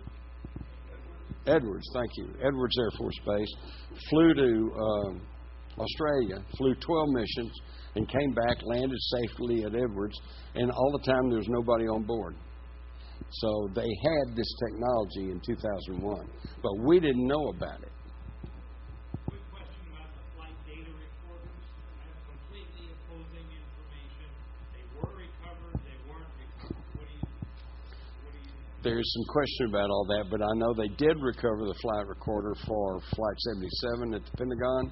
And the interesting thing there is we're told that Honey Hanjor, the hijacker, had made this incredible spiraling, diving curve, leveled out, and then went right into the bottom floor of the Pentagon. And yet the flight data recorder, according to pilots for 9/11 Truth, said that it showed that the flight deck door had never been opened during flight. So how did he get in there? The whole thing stinks from high to heaven. I mean, good, bad, and everything. These are not just discrepancies in details. I'm an old police reporter, and I've covered all kinds of murders and wrecks and everything else. And yes, there's always a few questions. There's always a few things that never quite add up. But this thing is just one after another. The E-4B, okay? This is the Flying Command Center. One of these is in the air at all times. In case there's a nuclear strike, they're up in the air. They'll survive, and they can launch, the counter strike. They have the electronic capability of taking control over these aircraft. And there was an E-4B sighted over Washington at the time of the Pentagon strike, and another one sighted over Manhattan. And for whatever worth it is, any of you all know about remote viewing, you'll know that I got one of the best remote viewers to take a look at 9/11, and my question to him was, and of course he didn't know the question, he just had a number. But my question was, who's at the controls, or who controlled the planes that flew into the World Trade Center? And the bottom line was, he came up, he said it was being controlled by another plane, the E-4B. Now, once you understand this kind of gives us an idea of probably what happened to the Malaysian Flight 360. Mm-hmm. Well, they dumped them over the Ukraine. That's a good question. Now, I can't tell you because I can tell you what didn't happen, but I can't tell you precisely what happened. But like on Flight 77, well, for one thing, if you read my book, you'll find there's some evidence to show that a similar flight landed in Cleveland that morning, and the city mayor said, we have a flight, we think there's a bomb on board, blah, blah, blah, and then it just kind of disappeared. And then also you have to go back to Operation Northwoods. Northwoods was a plan approved by the Joint Chiefs of Staff back in 1962, and basically they're going to bomb American cities, set off bombs, they're going to assassinate selected American cities, they're going to hijack planes, hijack ships, blame it all on Castro. And one of these plans was to take a commercial airliner and ground it, and then take a similar aircraft, paint it up like it's the commercial airliner, fly it out over the Caribbean by remote control, and then by remote control set off a recording saying, "Help, help, Mayday, Mayday, we're being attacked by Castro's MiGs," and then by remote control blew up the aircraft and blame it all on Castro. Now, this was a plan that was proposed and accepted by the Joint Chiefs of Staff. Northwoods. It was only canceled by John Kennedy, who said, "We don't play that kind of game." So I think they resurrected Northwoods and spiced it up a little bit for 9/11. Yeah.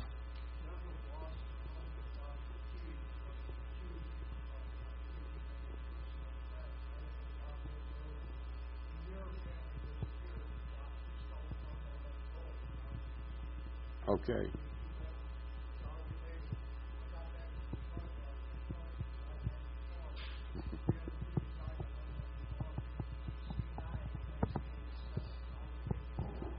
Okay. All right. Yes, and that again, the gold seems to play a role in all of this.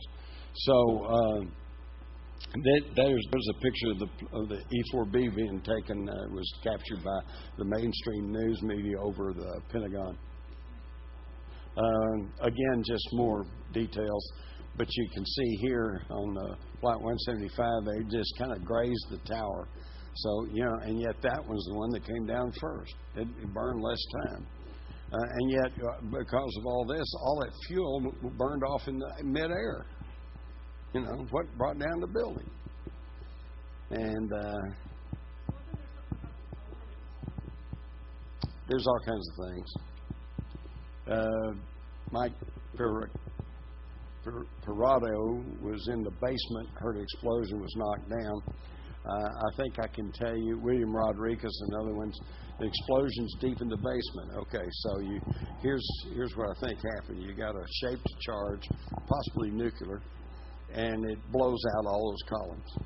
And then you've got thermite charges, and they're set off, and then since the columns, all the support's gone, then they pancake down, exactly as we've seen. Okay, let's keep going here. But now this is kind of interesting. This is a picture taken, and you can see the two World Trade Center towers are still there, and yet this building 6 is all burned and scorched.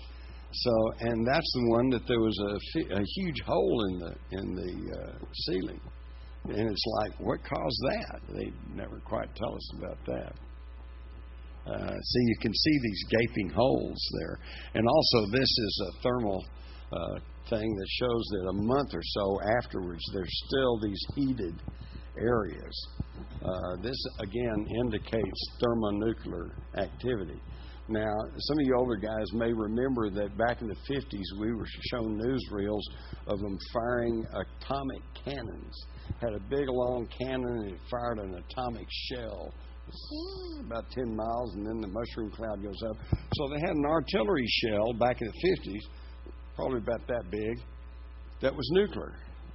So don't laugh when somebody tells you by now they've got little nuclear devices about the size of a softball or a basketball. And you use those as shaped charges. But again, this is exotic technology that we're not generally known about. There you are, John. Oh, thanks. Hello.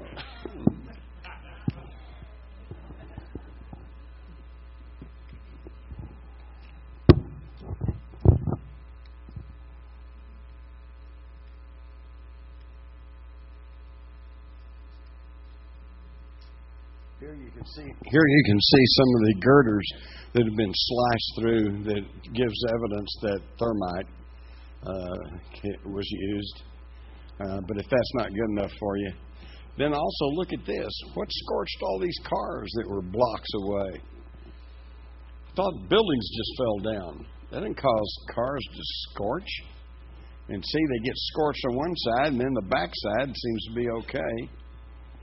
And then we have this film that shows these girders sticking up, and they don't fall down. They just disintegrate. Go apart in midair. Stuff that's dustified. Here's some parking meters that were scorched and bent over, and they were blocks away. How does a collapsing building do that? Notice the similarity between an atomic bomb test in the desert and the pyroclastic cloud of the World Trade Center. That was World Trade Center number 8. All right. Stick with me. This is boring, but it's important. At the basis, 9/11 was an insurance scam. 2 months before the attacks in the summer of 2001, they had a real dilemma on their hands because the World Trade Center belonged to the Port Authority of New York, and but they were 30 years old. They never were liked. People called them the David and the Nelson because they were built on Rockefeller land, so it gives you some idea of who's involved in all of this. They thought that the 2 big towers broke up their beautiful skyline, and they were never profitable. They never filled them up, okay? In fact, I think it was the South Tower, perhaps, that, was like maybe half empty, all right? Plus, they were 30 years old, and they were deteriorating. And there was a secret study done to see if they couldn't renovate them. But can you imagine what it would cost to put scaffolding up 110 stories? And they finally came to the conclusion that it just was not financially feasible to try to restore those towers. Well, then, okay, let's just tear them down. Wait a minute. City of New York says, no, you can't tear down those buildings because back in the 60s when they were built, they're half full of asbestos. And we're not going to allow you to tear them down and then have asbestos spreading all over Manhattan. Okay, so now I ask you, what does the mafia do if they got a building and they can't renovate it and they can't tear it down? They torch it for the insurance. So 2 months before 9/11, Larry Silverstein Properties, and he's just a front guy, he takes a 99-year lease on the World Trade Center and for a $3.2 billion lease. But the best I could find is the most he ever put up was $125 million. Sounds like a lot to us, but that's not much for a $3.2 billion lease. And I'm not sure, I forget now if that was a down payment or maybe his first payment on this 99-year lease. Then the next thing he does immediately is goes and hires a company called Securicom, which is an Israeli-connected company to provide security for the World Trade Center. Sitting on the board of Securicom is Marvin Bush, George W. Bush's younger brother, and the CEO of Securicom is Wirt Walker III, as in George Herbert Walker Bush. So the Bush family now has control over the security of the World Trade Center. And over the next month or two, on weekends, I've heard from several people that they shut down the towers, turned off the electricity, elevators were stopped because they were doing renovation work. Bringing in what? Planting what? Yeah, exactly. And the next thing Silverstein does is go get insurance on these buildings asked for, demanded, and received a codicil that says, yes, we'll pay off if there's a terrorist attack. Now, I ask you to go see if you can get terrorist insurance on your home. But he got it. Now, another thing, important thing to remember is he didn't get this insurance from State Farm. No, he went to Alliance, the giant Nazi Germany insurance company that had indemnified the concentration camps against damage from their inmates during the Nazi years. He also was working with Swiss Re and another Swiss insurance firm. So now these are top-of-the-line global insurance companies headed by Bilderberg members, okay? That's the level that this took place at, and this is why you're never going to hear the full truth of all of this. That's right. It was all a deal, okay? So now he's got his insurance, and then sure enough, 9/11 happens. Here comes the two planes. Well, Silverstein goes to court and says, well, two planes hit two buildings. I want double indemnity. I think he was after, I forget now, he was after $14 billion or something like that. So they argued through the courts for a few months, and finally they ended up, and they paid him $4.6 billion for those buildings, and of which he had only put up $125 million. Not a bad return on your investment. And they got rid of the bad old buildings that they couldn't do anything else with.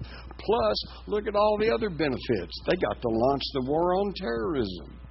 They got to send troops off and go fight in Afghanistan and Iraq, and they got to curtail our liberties. Set up the TSA, for God's sakes. I always look them in the eye while they're trying to grope me, make me take off my shoes, and I say, why aren't you doing this down on the southern border? And they always go, well, they haven't got an answer. Why aren't they doing that on the border? But it ain't. Yes. You talking about the gold? Yeah, the gold. There's a lot of gold that was there that got trucked out. That's another thing. Huh? Yeah. Now, just go Google missing gold trade center. Anything like the Kennedy assassination or 9/11, when you get something of that magnitude, if you really dig into it, you usually find it's never just one cause. It's a confluence of causes. All right, well, let's keep going. Quickly, we'll look at the Pentagon. What we told happened there didn't happen there. Here's the one. Now, this is the picture you hardly ever see. Let me jump forward one or two. Wait a minute. I'm going the wrong way.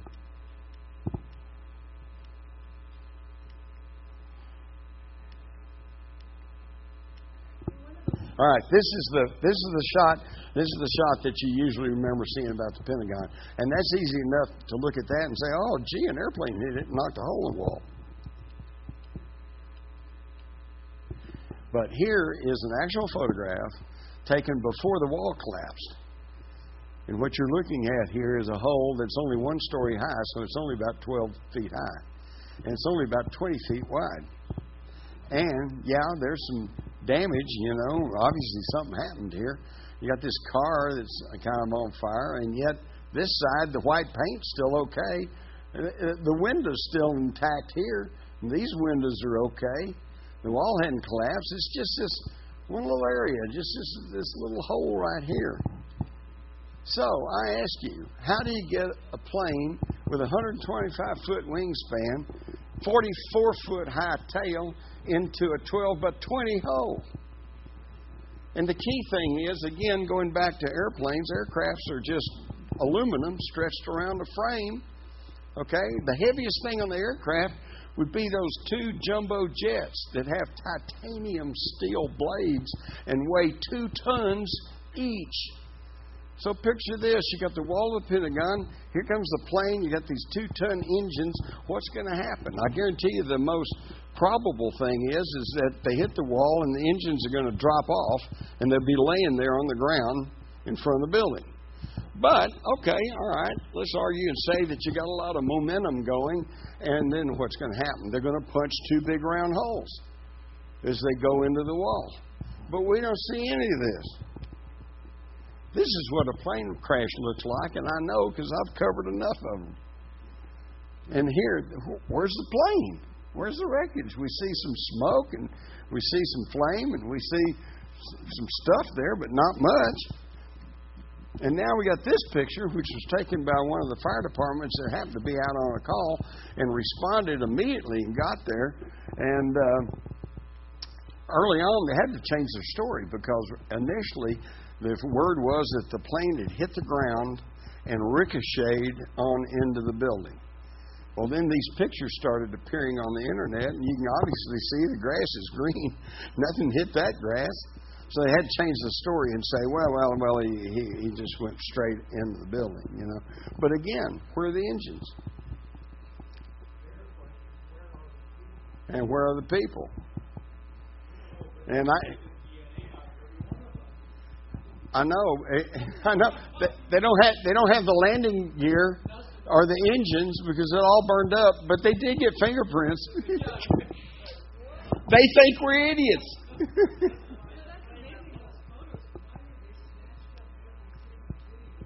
I was grabbing stuff off the internet that day, and they were posting stuff, and a lot of that went down. Okay? Now, here, this tells the story. The day after Pearl Harbor, Congress convened a panel to investigate what had happened. Less than a week after the Kennedy assassination, Johnson had created his cruddy Warren Commission, but at least they were going to investigate. 2 years after the worst attack by terrorism in United States history, we still had no investigation as to what had happened, but finally, pressure from the families of victims finally forced George W. Bush belatedly to go ahead and form a 9/11 commission, and he funded it for $3 million. $3 million? Now, to us, that's a lot of money, but I guarantee you, in Washington, that's pocket change. Okay, and even the 9/11 Commission said, we can't do anything for $3 million. So he finally kicked it up some more, and by the time they were finished, it had cost the taxpayers $13 million. Okay, well now, wow, let's see what kind of investigation we got. In 2004, the Republican National Committee announced they had spent $60 million on Bush's inaugural parties. 3 times more than they'd spent on investigating 9/11. 4 times. Thank you. If I could do math, I'd be in banking. And the whole 9/11 Commission report was just full of 115 significant omissions, including how did they explain the collapse of Building 7? They didn't. They didn't even mention it. How's that for an investigation? There's some of the other omissions. It was total fraud, waste of money. And we now know that they had military exercises going on at the very time. I talked to a Sergeant Chavez who said that prior to 9/11, Cheney had taken charge of NORAD, that the Central Command was involved in drills on 9/11, and that one of the drills at least involved hijacked planes striking the World Trade Center. Why? The games, and the first time in his experience, and he had been in the military about 26 years at that point, he said for the first time in his experience, these war games were classified. And he said that they had inputs, false images, placed on the radar screens indicating hijacked airplanes. This created the confusion because when they contacted NORAD and said, you got any interceptors in the air, the first question was, is this the exercise of the real world? They got the whole thing confused. This is an inside job. Who could do that? Bin Laden did that? I don't think so. And then we've got we find the NSA had intercepted a message from Muhammad Atta on the 10th saying the match is about to begin. Tomorrow is 0 hour. So, number one, he didn't call it the battle or the strike or the jihad. He called it the match, the games. The war game exercises start tomorrow. That's our 0 hour. And how does he know that? Inside job. And you can know this now by reading my book. But this all goes back to this exotic technology to the Iraqi National Museum. I have the stories in my newspaper files from the Associated Press and other stories from 1999, 2000, where German and French archaeological teams are making amazing new discoveries in Iraq, and including weapons. Weapons? Wait a minute. What are we talking about? A rusty old sword? Or a spear? I don't think so. And where would they take these new amazing discoveries? To the Iraqi National Museum in Baghdad. And since that's new, they probably had them in the basement before they could be cataloged and presented. And all of human history was residing in Baghdad's museum. And they're finding all kinds of things. For example, you all may or may not know the story of Gilgamesh, the Sumerian king who said his mother was a human and his father was one of the gods. And he went along with his non-human companion Enkidu to try to locate the ancient gods so they could learn the secret of immortality. Well, everybody thought Gilgamesh, the world's first greatest story, was just myth, a legend, until some German archaeologists found his tomb under the Euphrates River. So all of a sudden, Gilgamesh is not some mythological character. He was a real king. This really happened. And so when he's saying that, he was part of the Anunnaki, maybe he was. Wasn't that being excavated during the Bush? Yes, exactly. And that's why they knew all about it. They were aware of all this. We weren't, unless you were keeping up with some of the scientific stuff. Now, we're told by the mainstream media that Saddam Hussein believed himself to be the reincarnated Nebuchadnezzar. So I think it would behoove us to go back and see what Nebuchadnezzar was up to. Well, he was building Babylon, one of the greatest civilizations at that time. And then he built a structure out of gold, and it describes it. But it's come down to us, translated or interpreted as a fiery furnace. Well, it couldn't have been a fiery furnace because people went in and out of it. But they got sick and they died. And so this was using ancient alien technology, but they didn't have total control over it. So all you have to do is read the book of Daniel in the Bible. He goes to Palestine. He gets the 3 Hebrew priests, Shadrach, Meshach, Abednego, brings them up to Babylon, says, you have access to the ancient knowledge, the Zohar and the Kabbalah, and says, I want you to make this thing work. And they said, no, you're not our God. You're not our king, and you don't believe in our God. We're not going to work for you. He said, well, I'm throwing you in it, and if you don't make, you either make it work or you'll die.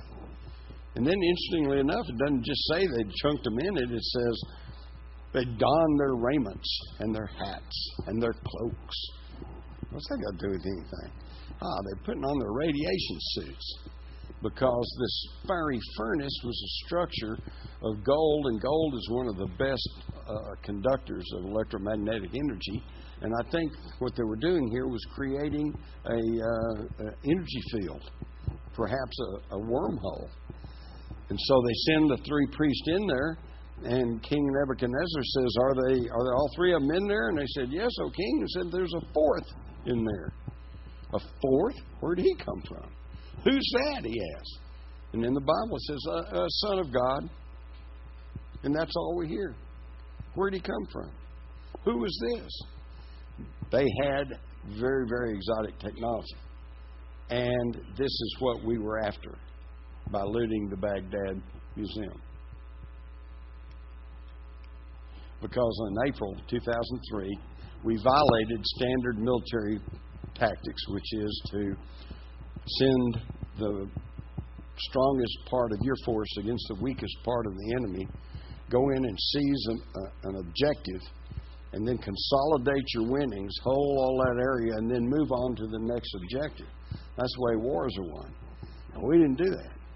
We crashed across the border and we made a beeline for Baghdad, and we never subdued the countryside, which is still causing us trouble. And what happened in Baghdad? They looted the Baghdad National Museum. Who did it? I found out this weekend. Here at this conference was a former colonel who was in charge of transportation in Baghdad, in Iraq at that time, and he informed me that it was a Delta team that went in there because he facilitated getting them in, getting them out. And he said they got stuff. He doesn't know exactly what they got, but they got enough stuff to fill up a transport plane, and they got it out of there. And then they let the mob in, had a mob, let them go in there and run around and loot the place, see, as a cover story. And here is 170,000 items looted.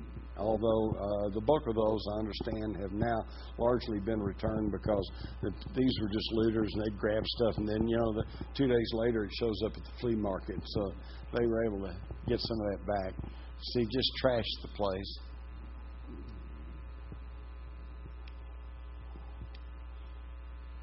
But interestingly enough, they were able to get troops over there to guard the oil ministry.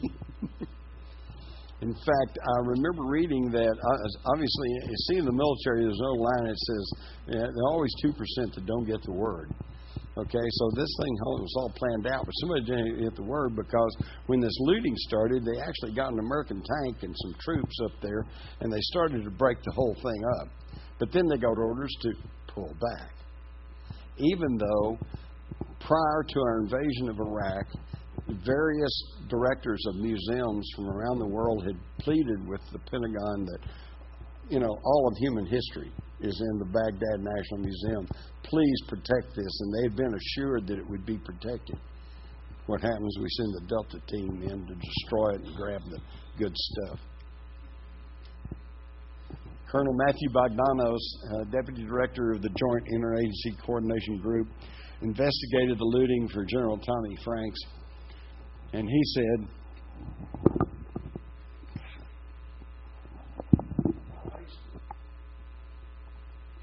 basement is an inside job.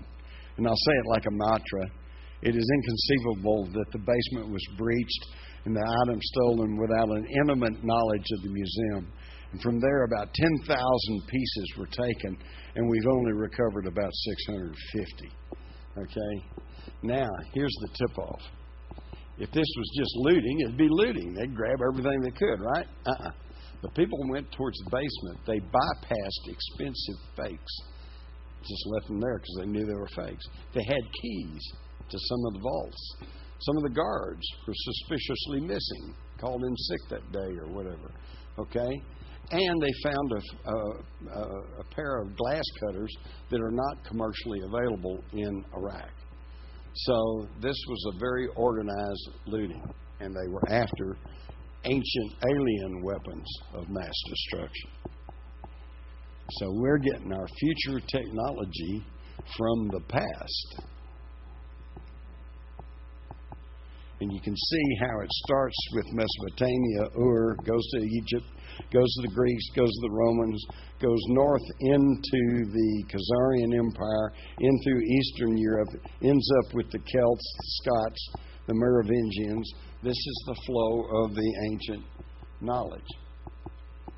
And here we can see how it's all come down, who's gotten their share of it. And, of course, it's degraded all the way it comes down. So we know some stuff, we don't know some stuff. But the people in charge, they want to keep control over all of this.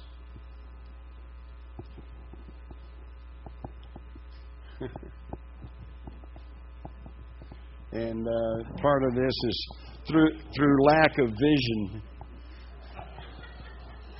Somebody should have told him that on the next photo op he needs to take the lens caps off of his binoculars.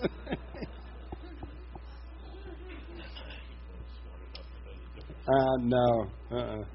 And then, of course, they're still trying to push through this superhighway that's going to bring Chinese cargo ships into Mexico, where there's very little control and supervision, and then put them on Mexican trucks and then truck them right up through the United States. This is part of the North American Union that they're working on. So, get back here. who's attempting to rule us through secrecy and deceit.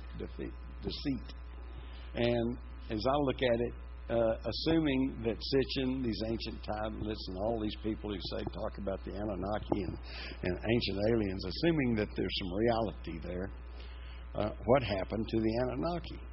As I see it, there's only one of two possibilities. They either all left, or at least some of them are still around. How do we figure out which is which? Well, to me, it's pretty simple. We look at the historical record closely. Because if the historical record is, as we are taught, just a slow evolutionary climb from hunter-gatherers to cave dwellers and then city-states and then empires, then everything ought to be just kind of rock on along. But that's not what we find. We find UFOs and we find crop circles and we find, this is all through history. We see this. So, to me, that means that the ruling elite are trying to contact our ancient creators. Or two, they have already contacted the ancient creators and are being guided or controlled by them. Or, number three, they are the ancient creators, the Anunnaki, the serpent kings of old. But right now, we've got to try to restore freedom and integrity to this country. But we do this by knowledge and by knowing what's going on, who's been running us, and so that we quit being whipped from pillar to post by a control media, and we start standing up. And I hate to quote, who was it, Nancy Reagan, but just say no. Thank you all.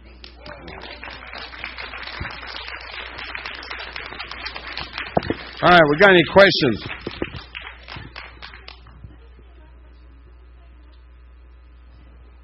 Not the exact same one, but there was some overlaps.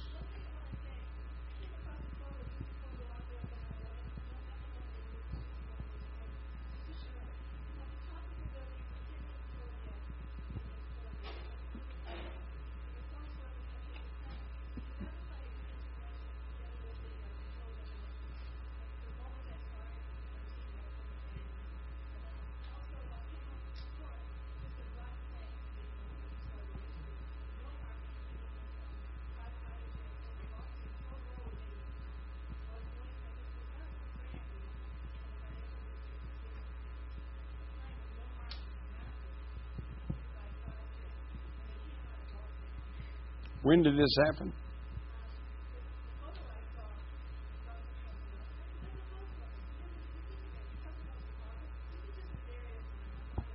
Right.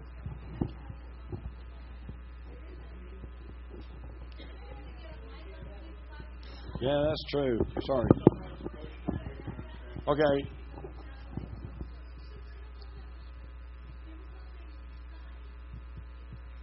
Okay. Well, she went into some detail about her experiences with relatives that were in 9/11 and what she herself has seen. And basically, she doesn't know what it is. I don't know what it is either. But it's obvious that there's stuff going on, that we're not being told about. For one thing, again, let me reiterate on 9/11. There are so many questions. And for one thing, they get people arguing over, was it thermite, was it nanothermite, was it a nuclear device, was it some kind of beam weapon? And who says it has to be one or the other? Why not use all of them? And if you use exotic technology that's not known to the public, then you can put up any cover story you want to, and nobody can easily refute you. Yeah.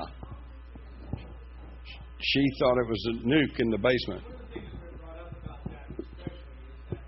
They couldn't demolish those buildings. They couldn't bring them down in a typical controlled demolition, because that area in which the buildings was built was actually a sink that was taken from the river. And it was heavily reinforced, but the crashing of the building would have ruptured that and would have flooded into New York. So it was a very clever way they did it. Combined demolition with dissolving the building. It was pretty well thought out. Would have dissolved it. Yeah. There's no way the fuel and Well, if y'all want to look at, go look at Judy Wood's website, and she will give you some pretty good information about how that some sort of beam weapon was used to disintegrate the steel in the buildings, and I tend to agree with her. Well, then what about the concrete? How does that just evaporate into the? You know, you said that there was only it's two. Vaporized. It's vaporized. Is it vaporized? Yes, by the pressure from a nuclear weapon. Wow. On another whole level, what I found fascinating was that the president sat with the kids for 45 minutes reading a story after hearing this. Yeah. I'm like, are you kidding me? And then there was supposedly footage, because he's this brilliant guy, that he walked out after 45 minutes like, well, kids, better go take care of this now. Yeah. And he walked out and actually said, oh, well, this was just terrible with the first. And then when the second one was hit, and it was like, cut. It hadn't hit the second one yet. That's right. Yeah. Twice, not once, but twice, Bush said he saw the first plane hit the building. And he thought to himself, I'm a pilot. Man, that's a really bad pilot. You know, And, of course, we all know that nobody saw the plane hit the building the first time because supposedly nobody was expecting that. And yet he never rebuked that. He never said, no. So how did he know that? And did he actually watch something? He may have. He might have had closed-circuit TV, and he's watching the thing unfold. And this old idea about he sits there and reads a little book to the kindergarten kids for 20, 30 minutes because he said he didn't want to upset the kids. Well, I can see that, but wait a minute. What would it take to stand up and say, kids, excuse me, got a little presidential business to take care of? Way in his brother's state. Yeah. Well, I think they got Bush out of Washington down to Florida because they didn't want him on the scene. He might screw something up. You did it. I don't think you covered the incident in the Pennsylvania plane where it was I think it was shot down. I was on my way to work that day, and I clearly heard them say that fighter jets had been scrambled and that they'd shot the plane down. I just wanted to know. I see you didn't mention that in here, and I just wonder what your take on that is. There's so much aspect to all this, but yes, I have a word from military people that Cheney gave the order to shoot down the plane. It was shot down by an air-to-air missile. Yes. But we don't want to say we shot down our own plane, even though I think anybody with any sense would say, well, it's hijacked, it's going somewhere, it might kill people, shoot it down, you know. But no, instead of appealing to our sanity and consideration, they got to give us a heroic story. Let's roll. They could not have gone into that hole at Shanksville. No. In fact, the clincher on that is, like I said, I've covered plane crashes, and they're a mess.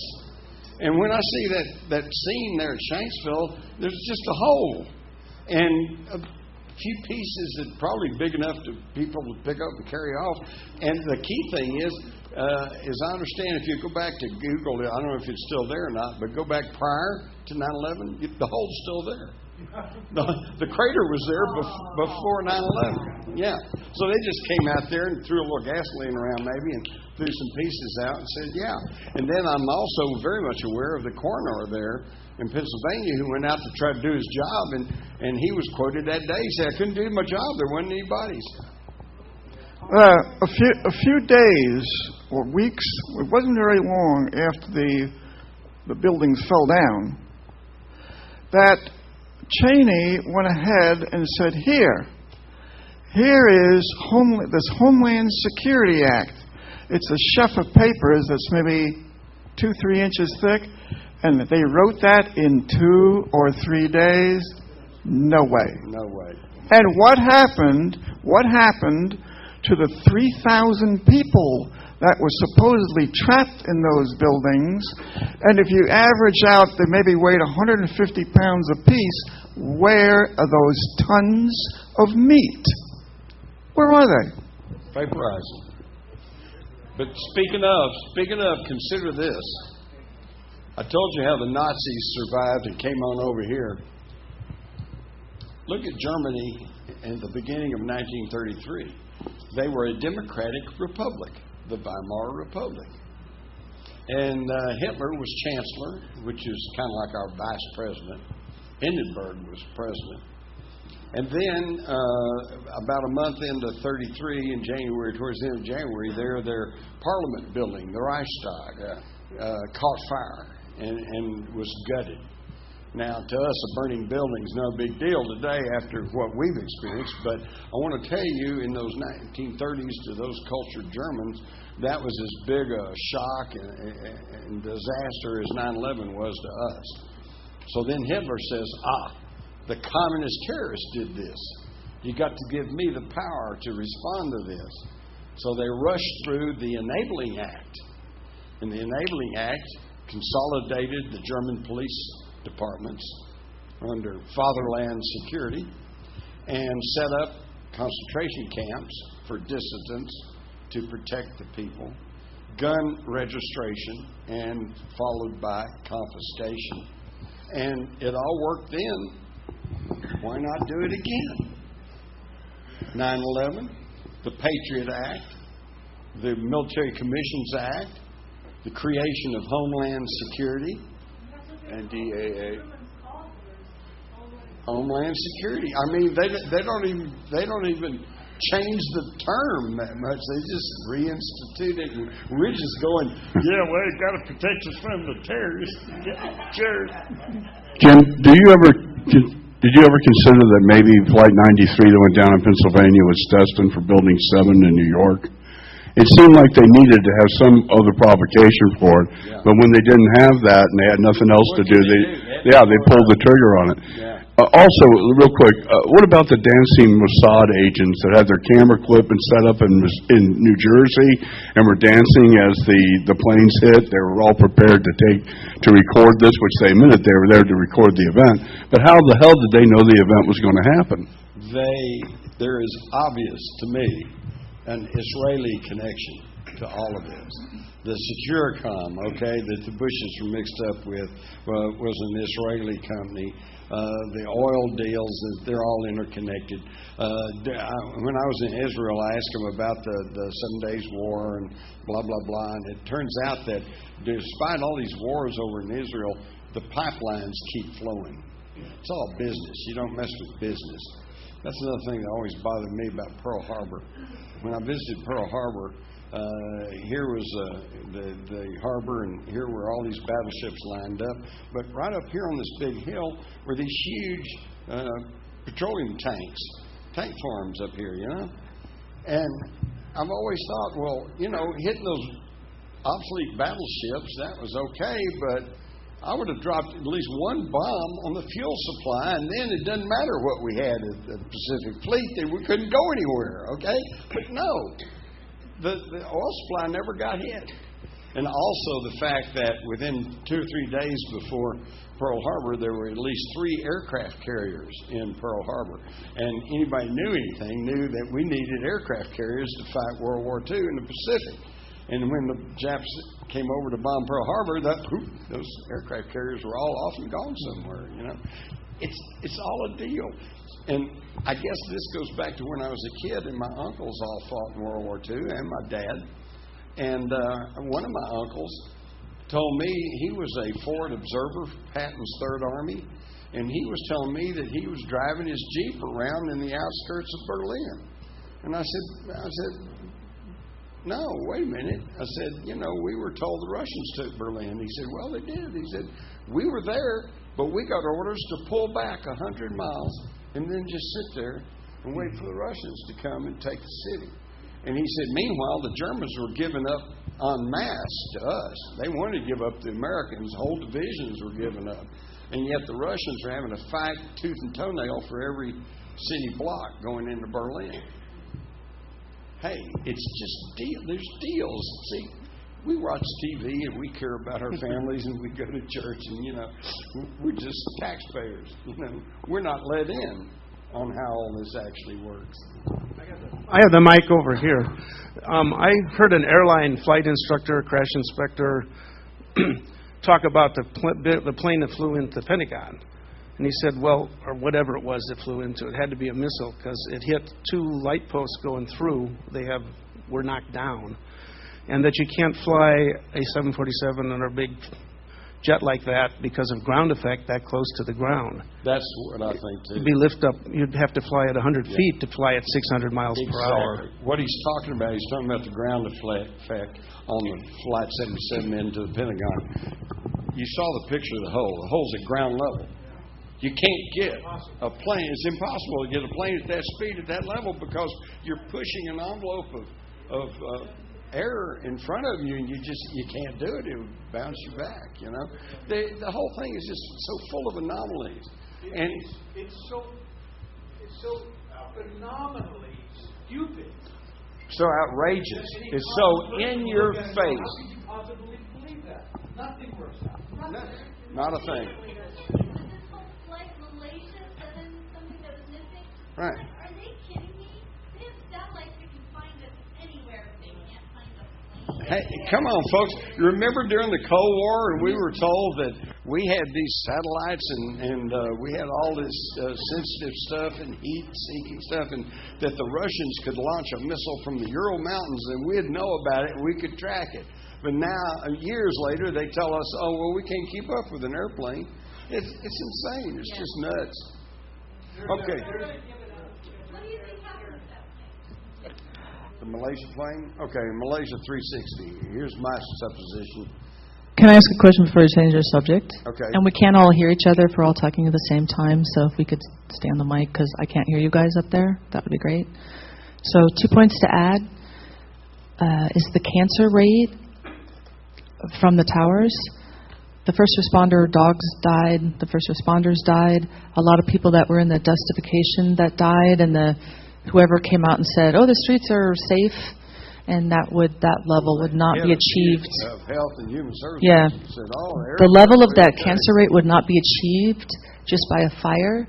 You'd have to aerosolize the asbestos and have, radiation and all kinds of things to cause that high level of cancer rate. I believe there's a class action lawsuit right now or something going on with a lot of those people that were survivors and their high cancer rate. Yep. And then I always found it to be a curiosity, and I would like your opinion. I was actually asleep and got really awoken when, my boyfriend at the time was like, "Oh my God, the towers!" And my first thought was, doing the math on the planes. You find out that all the planes were 25% occupancy. Then you find out that the towers were basically vacant. You got the calls where people were told not to come to work, and they hit the towers before the wonders of the world were open. So the death toll in the buildings was as low as possible. Then when they hit the Pentagon, they hit in the area where they were remodeling, so that was also the lowest death numbers possible. So I just found that a curiosity. The planes were as low as possible. The towers were as empty as possible. And, you had those different wings. The one investment firm lost all those people. The other people didn't, et cetera, et cetera. And then you could also go into the short selling of the stock and on and on and on. But I'm curious why the casualty count was so low. If it was bin Laden, he'd want to kill as many Americans as possible. Well, they're evil murderers, but they didn't want to be too bad. Yeah, I just find that weird, But you mentioned something, though, that bugged me from the very beginning, which was I was flying a lot in 2000, early 2001. And one of the big scandals going on right then was the fact that the airliners, in their desperate need to try to make more profit, were canceling flights if they couldn't fill them up. Okay? And so, in other words, say they got a plane that holds 250 people, and they only had 100 people on it, they'd cancel the flight and tell them to hold off, and then, 4 hours later you get another flight, and then they fill that one up. And so I was well aware of this because I got caught in all that, And so then on 9/11, I see that here's these 4 flights, and one of them, they all carried a couple of hundred passengers, and one of them's got 64 passengers. One of them's got 59 passengers. Why? What is with that? The whole thing stinks to high heaven, and unfortunately, we're in a position now to where folks like us, we can ask these questions, but where are our so-called leaders? Where are the people that we voted for to try to ask these same questions and get us legitimate answers? They're not there. So what are you going to do about it? I'll tell you one thing. You got November coming up. Check and find out everybody on your voting list and find out if they're in office. And if they are, vote them out. Send them a little message, okay? And if they're decent, they'll go along with it. I remember Ron Paul, who I still have a high regard for. I wouldn't trust any of them, and I don't trust him 100%. But at least he tells the truth. And he has said, I could put up with being voted out if it means cleaning some house up here. But you got everybody gripes about what's going on in this country, and then they turn around and vote for the same old jerk that got them in that situation. Yeah. That's right. That's right. Wait a minute. Let me back off here. She asked about 360. Let me quickly. I'll tell you about 360. Yeah. No, over here. Mike is here. 370. Okay, 370 had 20 members on it that were all members of Farscale, a company out of San Antonio, Texas, that is partially owned by the Rothschilds, partially owned by the Carlyle Group. Okay, so now we got Bush, Kissinger, the usual cast of characters. And some of these people were Chinese citizens that had been working for them, and they had been working on sensitive defense type equipment, as stealth technology perhaps. And according to the contracts, they were partners in the patent process and stood to make a lot of money if all this stuff proves out. But also according to the contracts was if something happened to them, their heirs did not get the rights. The rights reverted back to the company. So you got that, you got money involved, and you've got the idea that perhaps Cheney and Bush and these bunch, maybe they decided they didn't want such technology going to China. So on 360, they use the computer capture technology, the same thing they'd used so successfully on 9/11. They captured the plane, boom, it goes off radar, it's zooming low, and it's seen heading in another trajectory out over the Indian Ocean, and then just basically disappears. If you knew anything about the guy who sent the email message from his cell phone, he said, "I'm being held captive, and they have a hood over my face, and I don't know where I am." But the data from his cell phone indicated he was on Diego Garcia, our most secret base in the South Indian Ocean. So, these guys have control over all of that. So they took the 360, they flew it off course, and they flew it. By the way, the pilot may have even been in on it because they found that at his home he had a flight simulator program and had several programs there about landing on Diego Garcia. And that's one of the most secure bases in the world. Nobody gets there unless they take you there. And so if they landed it there and rolled it into a hangar, even the people on Diego Garcia might have known. Fly it in at night, put it in a hangar, nobody even knows it's there. Now, whatever happened to all those people? Well, one of the theories is this Malaysian flight that was shot down over the Ukraine. Some of the first responders there said, "Well, it's funny, but these bodies were all decomposing." In other words, they were long dead. And you're not going to find that on a plane that just got shot down. So the idea was they took some of these people off that Malaysia 360 flight, packed them onto this 17 flight, shot it down over the Ukraine with the idea of blaming it on Russia. You know, hey, they're very Machiavellian, man. Nothing's past them. They do anything. Yes, ma'am. How do you relate the war in Ukraine with the pyramids that were the oldest pyramid that was found in that area? That's one. And then I also wanted to know more about the tax laws being not lawful in the U.S., like the Federal Reserve. Can you tell us more about that? Okay. First off, the pyramid is in Bosnia. So at this point, I don't have any reason to believe that the Bosnian pyramid has anything to do with the events in the Ukraine. In the Ukraine, though, it seems fairly sensible to me as to what's happening. On any political issue, and particularly any politician, you can't listen to what they say because they're going to lie to you. And I don't say that in an accusatory way. I say that as a matter of fact. Nobody can get elected if they tell the truth. Okay? Just ask Ron Paul. Okay? So they have to lie to you. So you have to watch what they do. Okay? When it comes to Russia, I certainly don't want to trust Putin. But I watch what the Russians have been doing. And let's go back a little bit. We had the Cold War. And then communism kind of collapsed. And then they said they had been holding on to Eastern Europe, Yugoslavia and Czechoslovakia and blah, blah, Poland. And did we force them out of Eastern Europe? No. They said, okay, communism's collapsed. We're going to try to do better. And we will withdraw our military from Eastern Europe if you'll pledge not to expand NATO. And we said, okay. And they voluntarily pulled their troops out of Eastern Europe. Now, they held on to Ukraine because Ukraine's always been part of Russia. All right? So they just, everything's status quo. There we are, just pre-World War II Russia. And what did we do? We started ringing them with NATO bases and putting missiles up all around them. Now, who's the bad guys?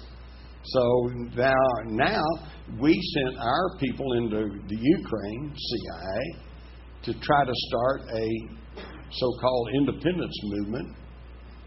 And it would be the same thing as if, say, Mexico sent troops into Texas and said, we're going to regain Texas for Mexico.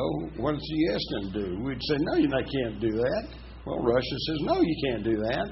And so we get a little fight going. It's all a deal. It's all arranged. It's all part of the plan. Okay. Right here. I have two questions. First, can you speak to TWA Flight 800? And second, disregarding the totalitarian test in Boston, do you have knowledge of any other false flags as of lately?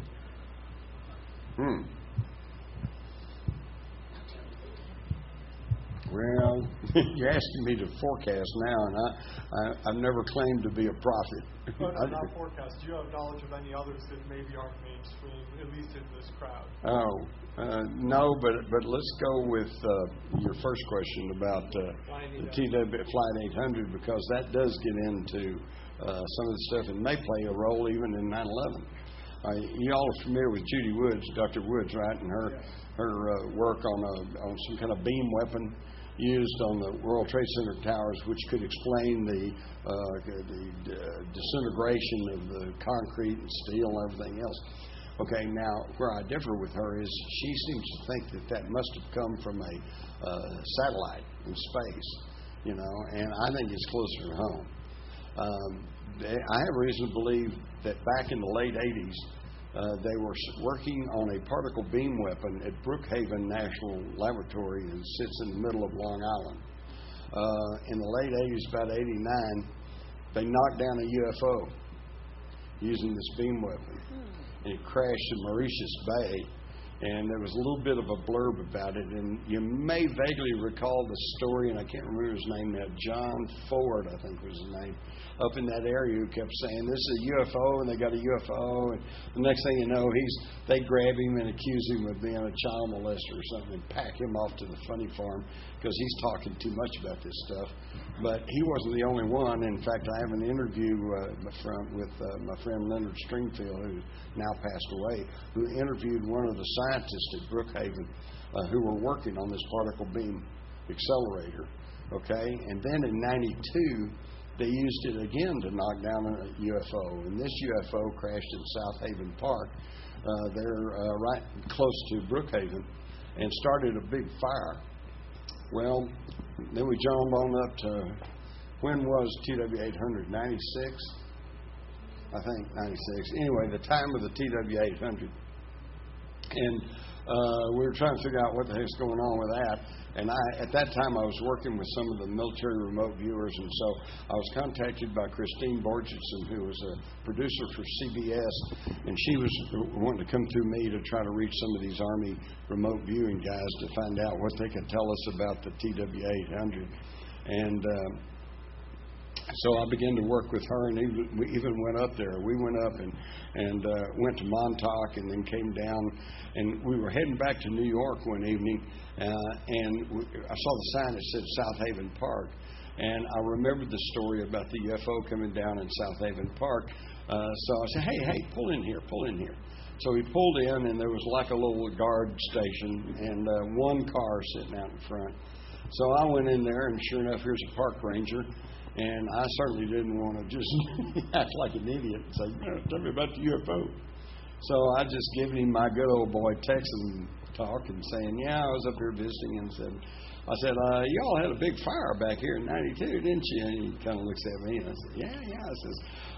I said, did you ever figure out what caused that? And he looked at me real hard. He says, you want to know about the UFO, don't you?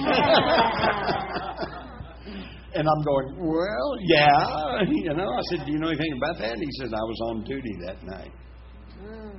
I said, well, great. Tell me all about it. He said, I can't. He said, I'd lose my job. He said, but my buddy was on with me, and he's not working here anymore. I said, well, would he talk to me? He goes, I don't know. He said, but I'll check. Nice guy. So he goes over in the next room. I see him on the telephone. He's talking, and he comes back and goes, no, I'm sorry. He didn't want to talk about it. And now that's just that one little thing. I met a lot of other people up there who, by implication, this happened. Okay? So they're using this particle beam weapon to knock down these UFOs. Now, the TW-800 went down 65 miles southeast of Long Island in an area designated Tango Billy. It was a military exercise area. And they had the missile launching ship, the Normandy, was on station, also a submarine and some other craft. And the test apparently was to something they've been working on for years and years, trying to stop a missile in flight. Can you, here comes a missile, can you stop it? Not an easy proposition. And so they were going to test this particle beam weapon. And so everybody connected to that incident told the truth. They said, people said we saw a missile go up. It did. People said we saw a wavy light in the sky. They did. They said there was an unidentified aircraft up there. There was. Okay? And then, of course, the government says, well, a spark got in the central fuel tank and blew the plane apart. They told the truth. They just didn't quite explain how a spark got in the fuel tank. So what happened was the TW-800 was an hour late taking off. They were supposed to have already been off and gone out of the scene by 8 o'clock at night when they activated this military exercise area. But they had some kind of little mechanical problem or something, and they were late. They were after 8:30 before they were taken off. And as they climbed, running parallel to Long Island, they fired off this particle beam weapon aimed at a drone aircraft that was being shot at by this missile. And the idea was to see if they could stop the missile. Now, the missile may or may not have hit the TW-800, but even if it had, that might not have been enough to actually destroy the aircraft. But what happened was the beam weapon. The beam weapon hit it, it fried the onboard computer, and all the valves are opening, closing, and shutting, and jumping all around, sparking, and a spark got in the central fuel tank and blew it up, and the thing went down. So everybody was telling the truth, except they can't reveal their secret weapons testing. Okay? Now, if that is the case, and they use this beam weapon to hit a target 65 miles away, if you just turn further to the south, you're only 25 miles from the World Trade Center. So all they could do is aim it at that thing, and they could bring that whole building down, disintegrate it by just, knocking everything apart. Jim, at the time of that occurred, I was subscribing to a magazine called Media Bypass. Mm-hmm. Do you remember it? Yeah. And there was an article on that flight, TW-800. You might want to try to find this. I don't have the magazine anymore. The reportage was that there was a woman on board that plane who was taking all the Whitewater information to London to give it to the Guardian newspaper because that would have put Clinton in total jeopardy. And that was not going to happen. Okay, if y'all missed that, he said there was an article that said a woman on the TW-800 was taking Whitewater documents showing the corruption and the crimes of the Clinton family over to England for publication. Now, if that's true or not, I don't know, but it certainly fits in with what I said earlier, which is when these things happen, there's usually a multiplicity of agendas. It's not just this one little thing. The end story of TW-800 is that, so once we figured out what had actually happened, Christine Borgensen, who had been assigned by CBS to find out what happened to the airplane, went back, reported, said, here's what happened, and they said, oh, well, you're fired. The amazing thing is you have this plane go down, and they spent how many millions of dollars to dig every piece up out of the ocean, put it back together, and try to prove what was it. But at 9/11, nothing. That is a very, very key point, and I've used this over and over. And you folks, you may be a little bit puzzled and confused about avionics and all the technical aspect, but just think about this. Every time there's a plane crash, they pick up every piece they can find, they take it to a big hangar, and they try to put it back together as best they can to determine what happened. Okay, you show me that aircraft that they put together in a hangar somewhere, and the FBI claims they've done this. But you find me a picture of that, and I will shut up about the Pentagon. But we've never seen that, and you're not, because no airplane hit the Pentagon. Okay. Can you verify that they've just passed a law that the banks can raid your bank accounts for up to 20% at their whim? Raise? No, raid. Raid? Yeah, take your money out. Steal your money. That's right. Yeah. Is that true? No, I cannot. I'm not that conversant right now. I can't say for sure that they've actually done that, but I will say I know for certain they're planning that, and they have done that. For instance, in Cyprus. Okay, they'll just suddenly call a bank holiday and say any amount over a certain amount, you don't get it, or you can only withdraw $200 for a week or so. And all this stuff's in the works. So I'm telling you right now, if you're smart, I've had several people here ask me, well, what do I do about all my money? And I'm going to leave you with two words: tangible assets. Okay, silver, gold, artwork, jewelry, firearms. There's never been a quality firearm made in the history of the world that's done anything but appreciate in value. Okay? Plus, if everything goes to shit, you got a gun.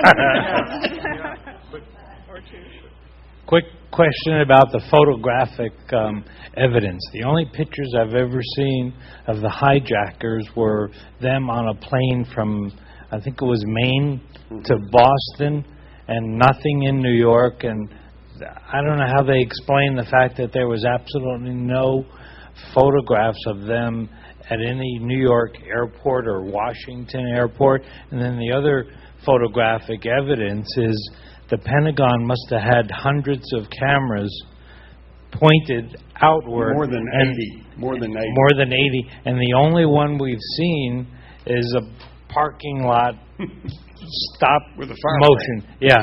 Yeah. So have you had? How do they explain all this? Their explanation is, we're the government. Trust us. We're here to help you. Quickly, we got to go here. Are the Clintons involved in the Bilderbergs? Oh yeah, of course. In fact, that's why they're pushing Hillary for president. Yeah, because back in the early '90s, Hillary Clinton attended the Bilderberg meeting, was there at the door greeting people as they came in, which is their time-honored way of introducing their people to the members. They're all part of it. She gets her marching orders from the CFO. That's a quote. Yeah, exactly. How about Larry? Don't get me started. Who the hell is he? Well, you know the difference between Obama and his dog, Bo? Bo's got papers. Obama's got a Connecticut Social Security number. I know, that's totally phony. His birth certificate has 25 letters on it. It's all phony. He's totally phony. And the thing is, they have been masterful at playing the race card on this whole thing. If you try to say anything about Obama, then you're a racist. It is bullshit, because I have nothing against race. And you know who I like to see president is Morgan Freeman. He may be a cruddy person, but he's a great president. I got a question. Has anyone tried to file a Freedom of Information request for the footage around the Pentagon? About what? And to release it, to just see it from, the 80 video cameras. Yeah, of course. Well, why can't we get it? They stonewall them, or they say we don't have anything. It's, I'm in charge here. Classified. It's all classified. pending investigation. I have really got to get rolling here, but I appreciate it. I really do.